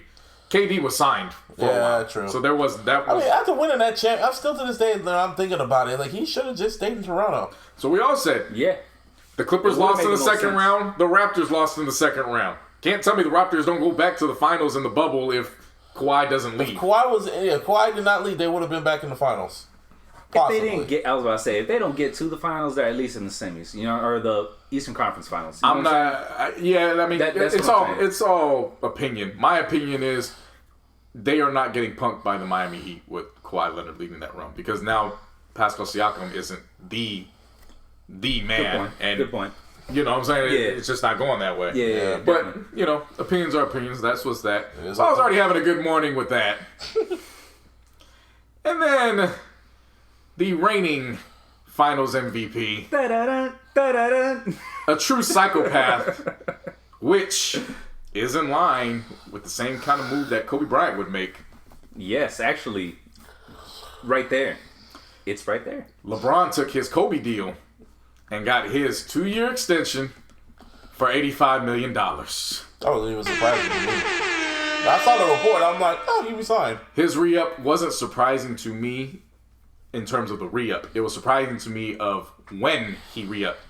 He still had this year under contract, and then he still had the opt-out clause or option for next season. Or opt-in clause. Yeah, Whichever after you this look at it. season. Yeah. So yeah, it Yeah, wasn't yeah. like it was, okay, this is final year. He still had an additional year to make a choice on. But it was the fact he did it now, and it was like, that's why Anthony Davis hasn't signed yet. They were still trying to figure, this motherfucker Rob Pelinka is a fucking goat, my nigga. This shit is I'm amazing. reloaded. And I then, really want to see what he does with AD's contract now. yeah, You know what I'm so saying? now Like, I'm what- looking at it like, $11 million trillion. so now I'm looking at it like, okay, AD's gonna do the 2-on-1. just makes the most sense because when he does the 2-1, he can opt out after the 10th year. Now he can take up 35% of the salary. That's perfect science. Like, Yeah. I'm not going to be convinced. Unless he signs something else, I'm convinced it's the 2-1 coming by the end of the week. Because training camps have already started. They've already started testing the players. But I saw what LeBron did, and I was like, this nigga a full-fledged psychopath, and I'm glad he with us. Only a psychopath is going to get that COINTELPRO information from Montrez, leak it over to the Athletic, and then while niggas is going in on them, it's like, oh yeah, by the way, I resigned. I run LA, motherfucker, and this is my Kobe contract. Bitch. And he got that Kobe contract. Got the man. Kobe contract. And the funny thing is, though, that you mentioned that, we haven't talked about it yet. Yeah. Besides right now, right? When I found out about it, I text my brother. I was like, oh, Bron re-up for 2 more years. He got the Kobe contract. Like, those were my words exactly. Yeah. And then he looked it up. He's like, fuck you. What does it come down to? Like just under 42 and a half or a year or something like that extra? I think, what was it, 80? It's in the 40s. It's 85 mil, so it's over 85, 2. So it's about 42 and a half. Yeah. Like whatever. Was LeBron doing like an interview today? Like he did something. Nah, he went on Richard Jefferson and Channing Frye's podcast. Yeah. Of course, his former champion teammates with the Cavs. Yeah, he was saying, he said flat out. I just saw one soundbite. He said flat out, if that Warriors was in the bubble with them, what's it called? He said, oh, they would have beat us by 100. 2016. Yeah, of course he would say that. He's a good guy. Don't move me. That was LeBron pre-Lakers. I don't care. Lakers. I'm just He can say what he want to say. I'm cool with that. Oh, he's talking about that Cavs team. Yeah. Yeah. Oh, 2016, fuck. yeah. Okay, yeah. That's what I'm talking about. Of course. The Warriors would have Of beat them over course. 100. Oh, of course they would have. Yeah. Like, what, I are don't you know. serious right now? In the they bubble were with no- literally the best of friends that one year. Yeah. Oh, yeah. Well, that 1 year. Cavs would have 5 been, years. Cavs would have been the Clippers' position because, you know. Oh, yeah. Yeah. Not exactly the best of friends. Yeah. Yeah. I'm not mad at that. It is what it is. I'm not really tripping on it. But just the idea of, yeah, Clippers motherfuckers thought you had something, huh? Well, now we got the story to expose you. And then 2 hours later, yeah, I'm not going anywhere. Oh, and by the way, when my contract expires, it's possibly when the NBA restructures the collective bargaining agreement and lets high schoolers go straight to the pros again. My son might be on that list. So now I can opt out and go to, if my son gets drafted, And now I how can old go will to he where be that's by then? 37? Nah, he'll be, so the contract goes up until 2003? Bro, look. 2023? He'll be knocking on 40. Dog, but Imagine look, if he's still the thing putting up about, those I was about to points. say, the thing about it is, the way he's playing right now, It don't matter. It's hard to envision him falling off. Yeah. It's on some It's, Jay-Z I'm not shit. saying that it's not going to happen because, I mean, let's be real. It's a sports It's going thing. to happen It's going eventually. to happen. It's going to be bad, There's no too. doubt about it. Father Time always wins. But it does Knock on look wood all like, you want, but it's going to happen, bro. it does But look like I don't know he when. can go another 4 years at least. At least. The way At he least. is playing right now. And he has said if his son does, I don't know if y'all seen, like, that's no longer Bronny. That's Bron Jr. That's Bron. I don't know if you've seen pictures of him. Yeah. Since Bron's gotten back from the bubble. Bron Jr. is the spitting image of him. Just No. No, are you fucking... No. He's not a spitting. No. in the face. In the face? Yeah, I'll give you that. And for the body I'm at talking 15. about the body? No. He is bigger than his dad Well, no, was that's what. Yeah, well, yeah, in high school. Bigger. yeah. That's not no spitting image. That's like the fucking Well, I say 2.0 that version. I say that because LeBron was just big. Period. Oh, he for was high school. big, Like yeah. so that's what I'm saying. Yeah, In yeah, high yeah. school overall, it's the same thing. I'm saying, dude, Bron Jr. looks like a fucking football player already. He looks like LeBron just How with old is hair. he now? He's gonna be 16. 16, yeah. Shit. Yeah. Damn. And LeBron's already He's on ready record. to go to the league, bro. LeBron's already on record of saying he would just want to do 1 year With his son. with son, and after that he would leave. So it's not even the fact that he's trying to play until like 45. Yeah, Like, nah. He just wants to do it just to do Bronny would be there when he was when he would turn 40, and then after that he could. Imagine if he ride wins off. a championship with his son. it. Bruh. Gotta open up them GOAT talks. Yeah. I mean, At open that up point- the GOAT talks. I mean, he's there already. No, but I mean, for people realistically, like, come on now. He gonna win a championship with his son, and Jordan's kids can't even get exclusive Jordans. Yeah. You know what I'm saying? Like, we talking about something different at Y'all that should be point. glad Kobe never had a son. because, whoo, shit. He'll be in the lab like fucking Gohan. He was in the lab. He had a daughter. That's what I was just thinking. I'm like, it didn't matter if he had a son. If he had a daughter. But if hypothetically, she was on base. I completely understand what you're saying, Busby. Don't get me wrong.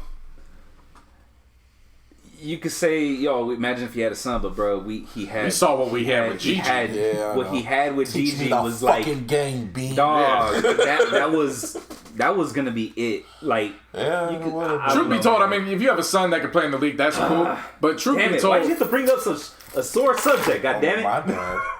Truth be told, seeing a father with fuck that guy with a daughter that's just like them athletically, to me, that's more interesting to watch than the son doing it. Yeah. Because that becomes expectation for the son, unfairly. Yeah. A father doing it with a daughter and his daughter going in and terrorizing a fucking league. I'll never forget. If it was anyone else besides Kobe's son, though, like, you know, if he had a son, I could see what you're saying. But I don't think, because the way, just looking at from what happened with Gianna, you know what I mean? Like, she had the mindset to just go out and get it, you know what I mean? If his son had that similar mindset, it wouldn't matter who his dad was, you know what I'm saying? Like, he still would have went and now fucking did his thing. But that's why, to me, it's more interesting when it's the daughter that does it.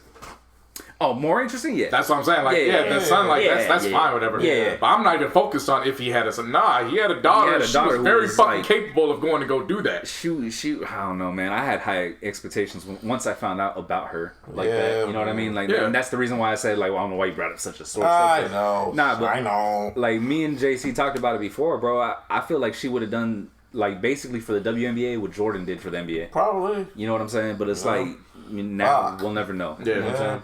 Thanks, Busby. Well, you're welcome. Thanks a lot, man. Ruined the whole fucking mood. I feel you. I said teach me the fuck. Well, go on. What else? Oh, yeah, Russell Westbrook. To a man that did have all sons, the Ball brothers is all in the NBA. The Ball brothers. Of course, Lonzo with the Pelicans. Yup. LaMelo just got drafted by the Hornets. Yup. That left LiAngelo, and LiAngelo just signed a 1-year non-guaranteed contract with the Detroit Pistons today. That is incredible. Indeed. Salute that black man. And some of you motherfuckers need to apologize to that black man. He told you 4 years ago what was going to happen. And y'all motherfuckers laughed at him so much so that you spurred hate onto those then teenage sons. He said all three of them would be with the Lakers, though. That's what it don't matter. I don't care what the fuck he said. All three of them are going to be in the NBA. One made the Lakers. The other two, they're in the NBA. And he's the only parent that has had two of them go top 3.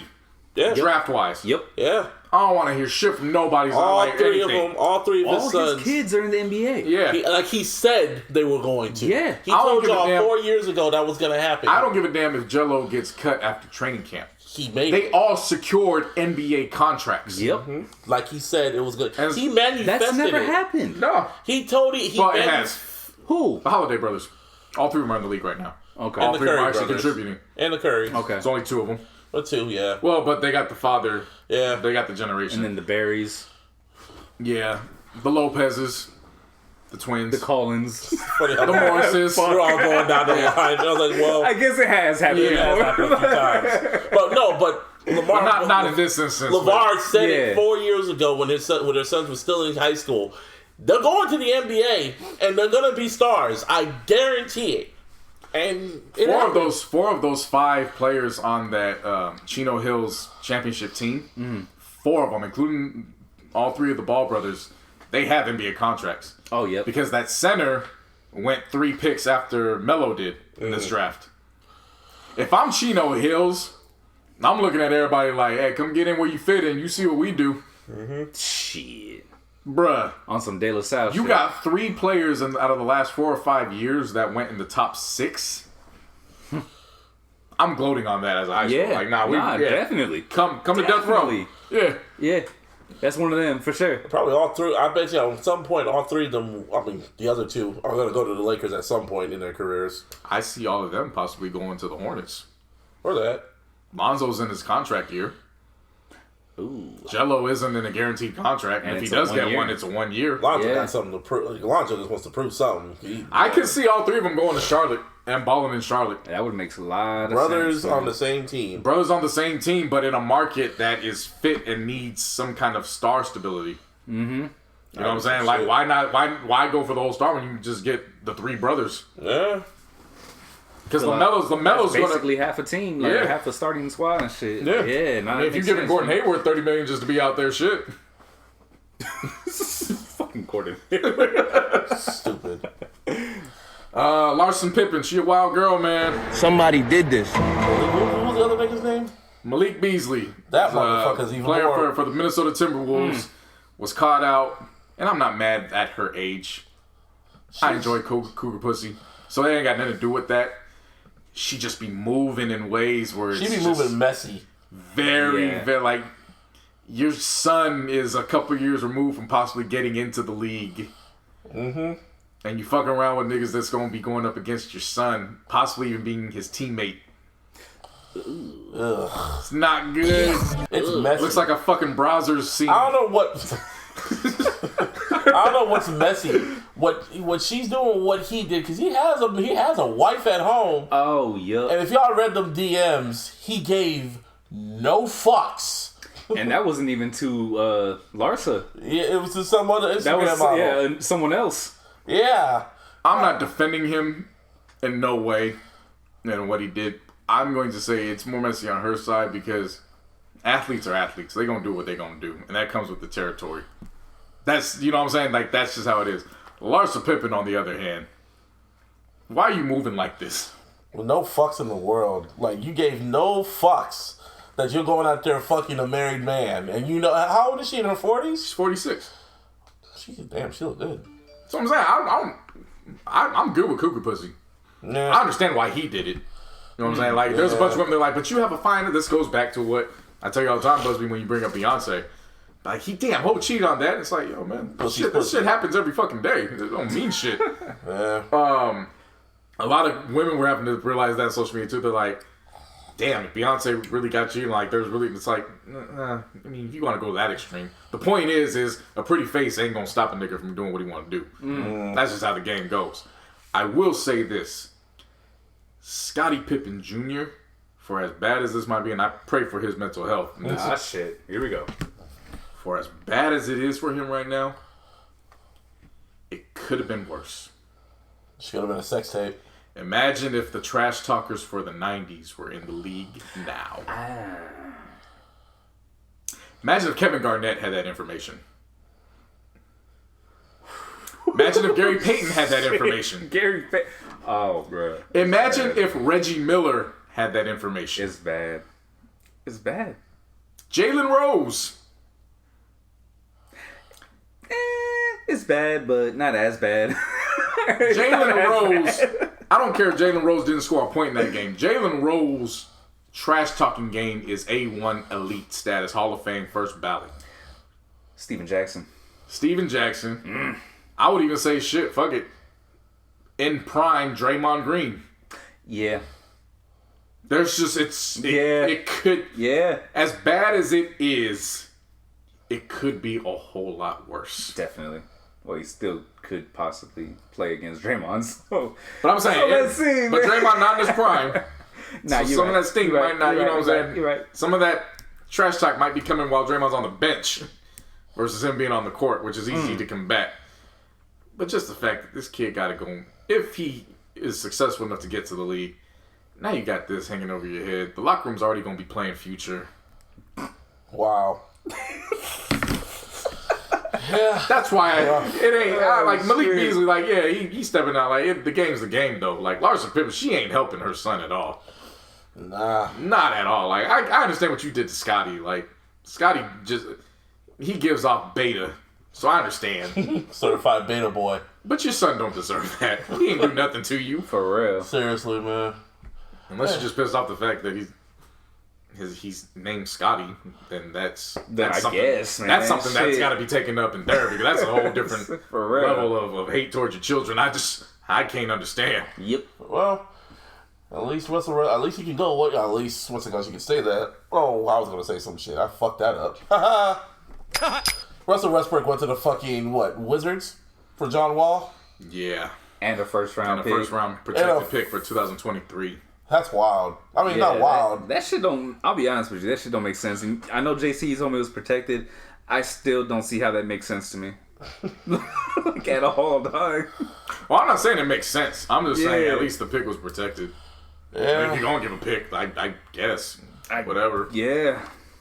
But in that, it does make sense from this perspective. You know, Westbrook's the healthier, safer play. So in that, he's gonna command just a little bit more than John Wall, because John Wall's coming back after 2 years off. Yeah. So they need a little insurance. You're right. John Wall and DeMarcus Cousins are reunited, so that's cool. But that's probably 5 years too late. Who you gonna see? We'll see. I'm not surprised at it because it was up in the air the last week and a half. Again, I'm surprised with the timing. The timing was really off the wall because everybody's reporting to training camp. Yeah.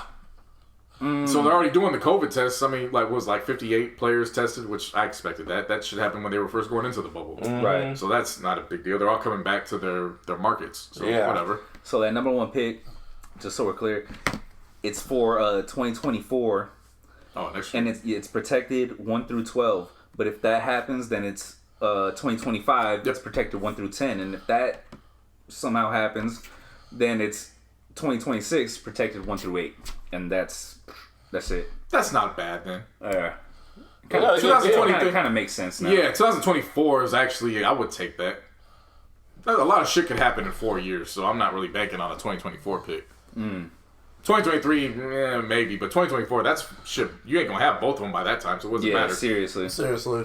I just saw that and I was like, all right, James Harden's on the clock because he ain't staying. Nope. Bradley Beal's definitely on the clock. Oh yeah. Because I'm sure Bradley Beal got that info and he's called his agent like, yeah, we need to figure something the fuck out. This dude. Pretty much Houston is just the Rockets are done. Houston, we got a problem. Rebuild. We'll see. Because depending on what happens with Harden, I'm not saying that just yet. I got to see who's coming back to Houston if they deal Harden. Yep. Because if a team, again, if the Nets is the play. See, if I'm Houston, I'm just going to be petty. Oh, you want to go to New York, huh? All right, we're going to trade you to the Knicks. That's close enough to Brooklyn. They would do that too. You in New York, whatever. Damn. That's purgatory. Yeah. Go get them Nate Robinson shorts. Oh, by the way, did you guys see the picture of freaking Jake Paul wearing the fucking the Nate Robinson jersey? Yeah, that was disrespectful. Also saw the picture of just Nate Robinson's legs. Like the Wicked Witch of the East. I mean, Jake Paul had the reason to talk his shit, so he had every right to do that. Nah, but going back, I don't know what Houston would get back, so I'm not gonna say they're done just yet. In terms of contention, yeah, but they really weren't there this year in my eyes to begin with anyways. But if they get that package back from the Nets, where it's LeVert, Allen, Dinwiddie, yeah, that's a playoff team. Yeah. With Cousins, yeah. And I'm sure they're going to get draft picks back because if Drew Holiday got all them picks. Yeah, seriously. James Harden's going to net you the fucking farm. Motherfucking, if Paul George got you all those picks. Yeah. You know what I'm saying? I'll say this. If there's one way for Danny Ainge to redeem himself, he needs to make that deal as soon as possible. Now's the best time. He found a way to get a $27.5 million trade exemption they figured out to do the Gordon Hayward deal. They just did a sign and trade. And when they did that, they got a $27.5 trade exemption. So that means they can fit that, his salary in that mold. Now's the time to go do it. If you this big and bad GM, make it happen. Yeah, seriously. Because if you let that motherfucker go to the Nets, all that shit motherfuckers was talking about how you swindled the Nets and getting KG and Paul Pierce and all them picks, that don't mean shit now. Nah. I don't care how destructive that Nets locker room is going to be with the three of them together. Yeah, that's seriously. still a better locker room than what Boston's going to put out with. Definitely. So we going to see. We going to see. Hey, Marty, you said you wrote something on your phone about a subject. He was like, I got the perfect point. And you wrote it in your phone. Fuck. I ain't going to go back to that shit again. What was it? It was just about fucking, what's his name? Nate Robinson. No. Yeah, I know. Now it's like we were all over this shit. I know. Like, I told you you're gonna forget it. I just remembered man. it. Thanks a lot, guy. Did you write it on your phone? Yeah. Then what did we do? I was gonna say the way he was punching though. He remind me of Mac from Punch Out. Oh, you know what I'm talking about? Yeah. See, how'd you say it? Whatever. But it would have been funny in the sequence context, and shit. Yeah. But several games from the season have been announced. They keep giving the Clippers. I mean, y'all want to see that? I don't want to see it no more. They gotta prove themselves to me. Well, fuck that. You ain't in our conversation no more. Go beat the Nuggets first. That'd be nice. Well, shit. Don't put them in our conversation, but at least they get to see a ring ceremony. With nobody there. They'll be there. That's all that matters to me. They'll be there having to see another team get the rings that they were supposed to win. Yep. Ha ha, motherfuckers. I do like the banners over selfies. Yeah. I do like the first matchup. KD going against the Warriors and Steph.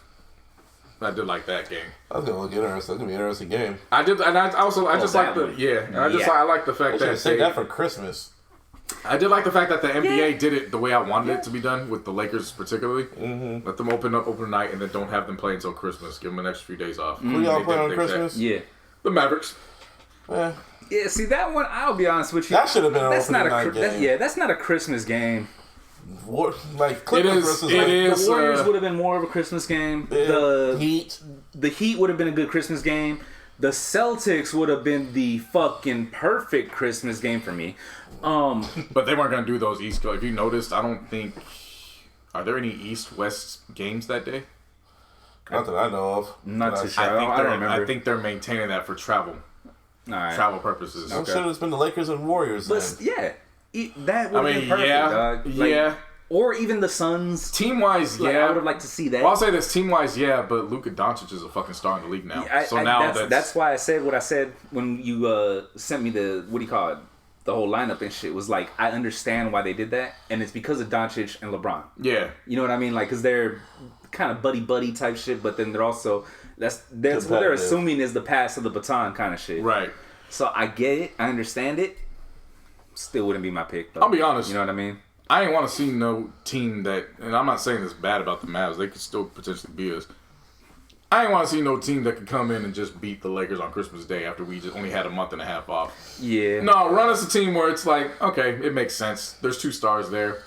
We still got to, we're going to be over. Damn, only a month. I get you. Y'all only had a month off. It feels longer. That's what I'm saying. Like it does to me. It feels longer than that. It don't to me. Not to me. I haven't stopped talking Lakers since they won. For real. That ain't been long. I haven't stopped talking about Biden since he won, so hey. Still wearing the fucking the gear like every other day and shit, bro. Fuck it. Nah, so I'm not mad. I would have liked a better matchup. Yeah.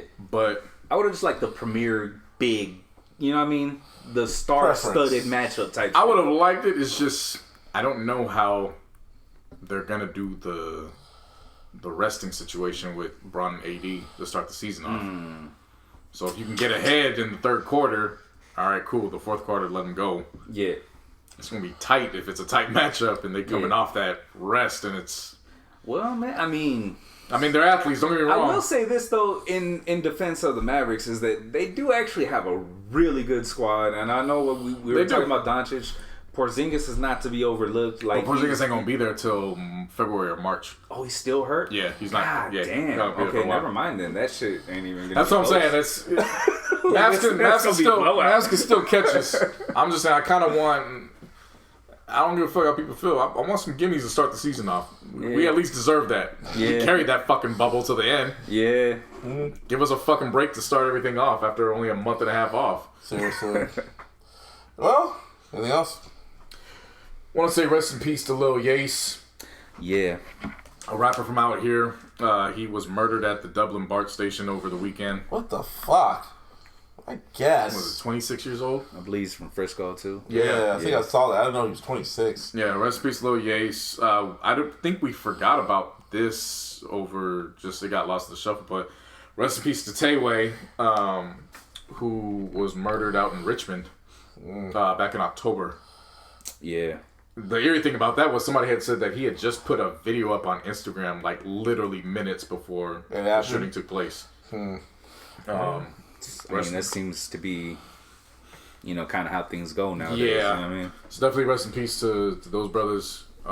Prayers and condolences to their family. Another rest in peace to WWE legend, wrestling legend Pat Patterson. Yeah, rest in peace. Yeah, it's like, I guess 79 or something like that. They don't know how he died or whatever, but national causes maybe. But Hall of Famer, legend, the very first Intercontinental Champion in that company's history, was a booker for the whole show. Great mind for the business. Yeah. If y'all remember him, he was one of Vince McMahon's stooges with Jared Briscoe and shit like that. So they were the old niggas always getting beat up by Austin.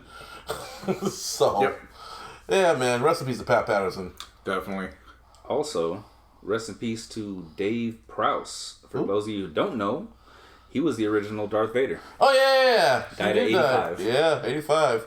It was funny because Mark Hamill posted a picture of him, Harrison Ford, Carrie Fisher, the guy who played... There was a dude that actually played R2-D2 and he died. And old boy who played Darth Vader. And they were all like Force ghosts except for him and Harrison Ford. Yeah. I was like, damn. Yeah, I remember when I first saw Darth Vader, I really thought that was a big old black man in there. Until they showed the behind the scenes footage and he sounded like a white boy. And I was like, what the fuck is this? And then I saw Return of the Jedi. And when Luke took the mask off, I'm thinking I'm going to see James L. Jones in there. Yeah. No. Fuck is that nigga? Was his voice all white? Hey guy, hey Luke. Oh my god. Hey, this is my son.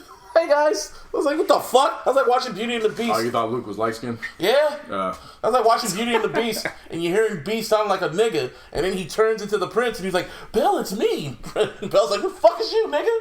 Yeah. Literally, those words. Mm-hmm. Yeah. It was there. I heard it. Yep. Disney put it there. Yep. Uncut. They showed on BET. Yeah. No, it's streaming on Disney Plus. Disney Uncut. They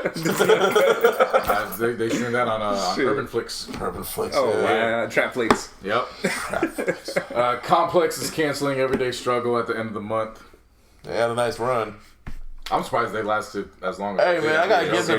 them the desk and academics props, man. They kept it going when Joe left. They kept it going. An Everyday Struggle, that was a moment in hip-hop history, man.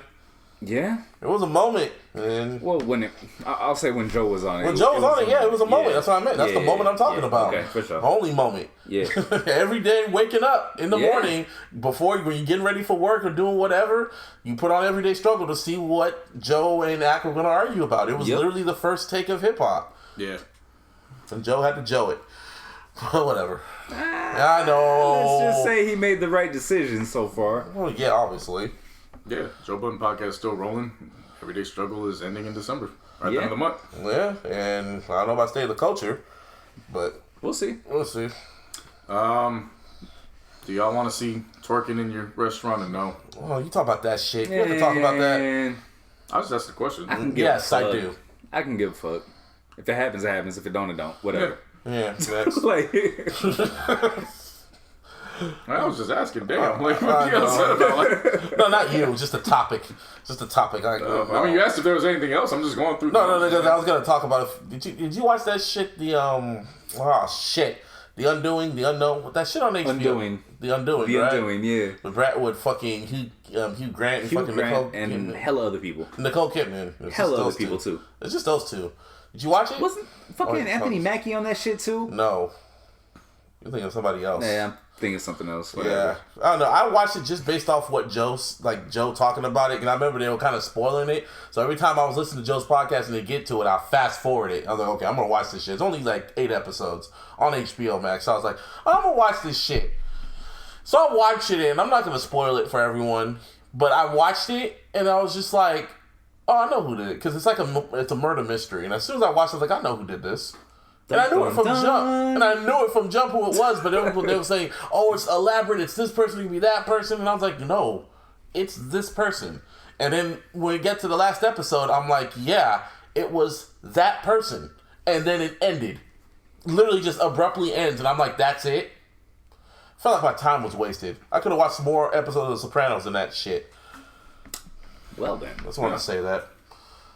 I didn't stop to. You did. Yeah. Because I know you would have figured, JC, knowing you would have figured it out after the first I'm episode. glad I didn't stop my re-binge of The Wire to go watch it. Yeah, because if you would have watched it, I guarantee you would have figured it out after literally the first episode. Yeah. And then when you get to the end, you would have been like... Yeah, figuring out white people's shenanigans is kind of my thing. Yeah, same here. I know fuckery when I smell it. Shit. But I am glad that Power is back. And It's a big rich town, nigga. I said when they did the little break, I was like, we ain't even gonna notice it's gonna be gone. And when it comes back, it's gonna be perfect timing. It was. They went on that whole break. The election was going on. Oh shit! They took a perfect ass break then. Yeah, the election was going on. What else was happening? Versus. Nah, just football was starting to catch. Like they were postponing games. So Basketball's still going on. Right, Basketball's still going on too when they went on that break. The finals. Yeah, like it was ending. It was ending. No, it was still. It ended towards the end of October. Finals was already done. Was it? Yeah. Oh, it was only a 5-week break. Yeah. Yeah. So yeah, no, they paid. It was. I knew it, so I was like, take the break. It's necessary. And here we are. And it Coming comes back right on back. Friday. I didn't even realize it was gone. This Saturday's back. They could have taken it. In my head, it was only a week off, as far as I was concerned. Kind of feels that way too. Yep. Shit, man. Anyway, next week will be the last. Will be the Illies. So that'll be episode 210, which is quite fitting. It's 210 episodes for this year during a goddamn pandemic. Ain't that a bitch? Not this year, but we hit 210 by the end of the year. I know, by the end of the year, we are moving 210. 210 episodes of the Illogical Sense Podcast, but that'll be next week. We're still on 209, so this is episode 209 of the Illogical Sense Podcast. You can always follow me on the Twitter. Word to Mr. Fab. Word to Mr. Fab. You can follow me at Mr. Busby4 lowercase 08. You can follow the podcast at Theological SP. You can always follow us on the Instagram at Theological Sense. And of course, on the Facebook. Give me a hell yeah! Hell yeah! And on all social media, you can hit me, JC No Huts! Basketball's coming back. Power is coming back. Yeah, Power's coming back, but Come on, man. People get mad at me because they say I spoiled the shit. So. How do they spoil it? See, I love when I do that, and then I stop myself. Well, they say I spoiled it because I do be spoiling it. Like, But the show's been out for like what? How many hours? 48 hours? 3 days? No, what I'm saying. 4 days? No, what I'm saying is I predict the shit like weeks in advance. Oh, that and then shit. Yeah, he speaks power. Remember? Oh yeah. Yeah, that's what I'm talking about. Like It's not spoiling it. well, it is because I'm telling them what happens 3 weeks and then the motherfuckers get mad at me. Like, why'd you tell? No, I it's was called figuring it out and speaking power. Yeah, but that's still spoiling. Not Like, really. To some, it is. Yeah, Yes. motherfuckers think I got industry inside. And I'm looking at the script, so I'm like, I mean, if you want to catch my thoughts, predictions on Power, sure you go there. But otherwise, I'm in basketball mode again. I hope they changed. I hope they Right. put the remix up there. They ain't going to. They We won't. know that. Yeah, no. They gotta wait till They never do what you want them to do. From what I've noticed. So let's do the opposite. So I hope they keep the original version up there. Okay. you gotta wait till he catches his third body, then they'll switch it. Yeah. He's already got what's his face. Who you The talking cop. about, Tariq? Yeah, he's already got the cop under. Then he's got his dad. He needs one more body, and then that's Probably be Sax. or his niece. Or both. Sax's gonna be there for a while. He ain't going nowhere. No, some of these characters, they're expendable. Yeah, but when they introduce his niece, she's far more expendable than he is. True. So that's what I'm saying. He gonna be there for a while. That's why they did it. They threw the scent off of him. Yeah, true. Hey, Martine. I be speaking power. Yeah. Speak Courtney Nah, just power. or Kim. She's the lead. She's the one that writes the damn show. No, but there's still other input. I was just say So- Kimp, like a gimp. I just speak power because it's a total franchise. That's all. Anyway, Martine. Yeah, you can follow me at Venomous408, spelled VNMS408. Y'all. And search your digital streaming platforms. I can't talk right now. Digital streaming platforms. go. There you go. Venomous, spelled VNMS. Y'all. And, well, what are we? It's the second. By the time you hear this, it'll be the third. So, probably by the time the next episode rolls around, I might be an uncle for the second time. Whoa! Congratulations. Early. I'm looking forward to it.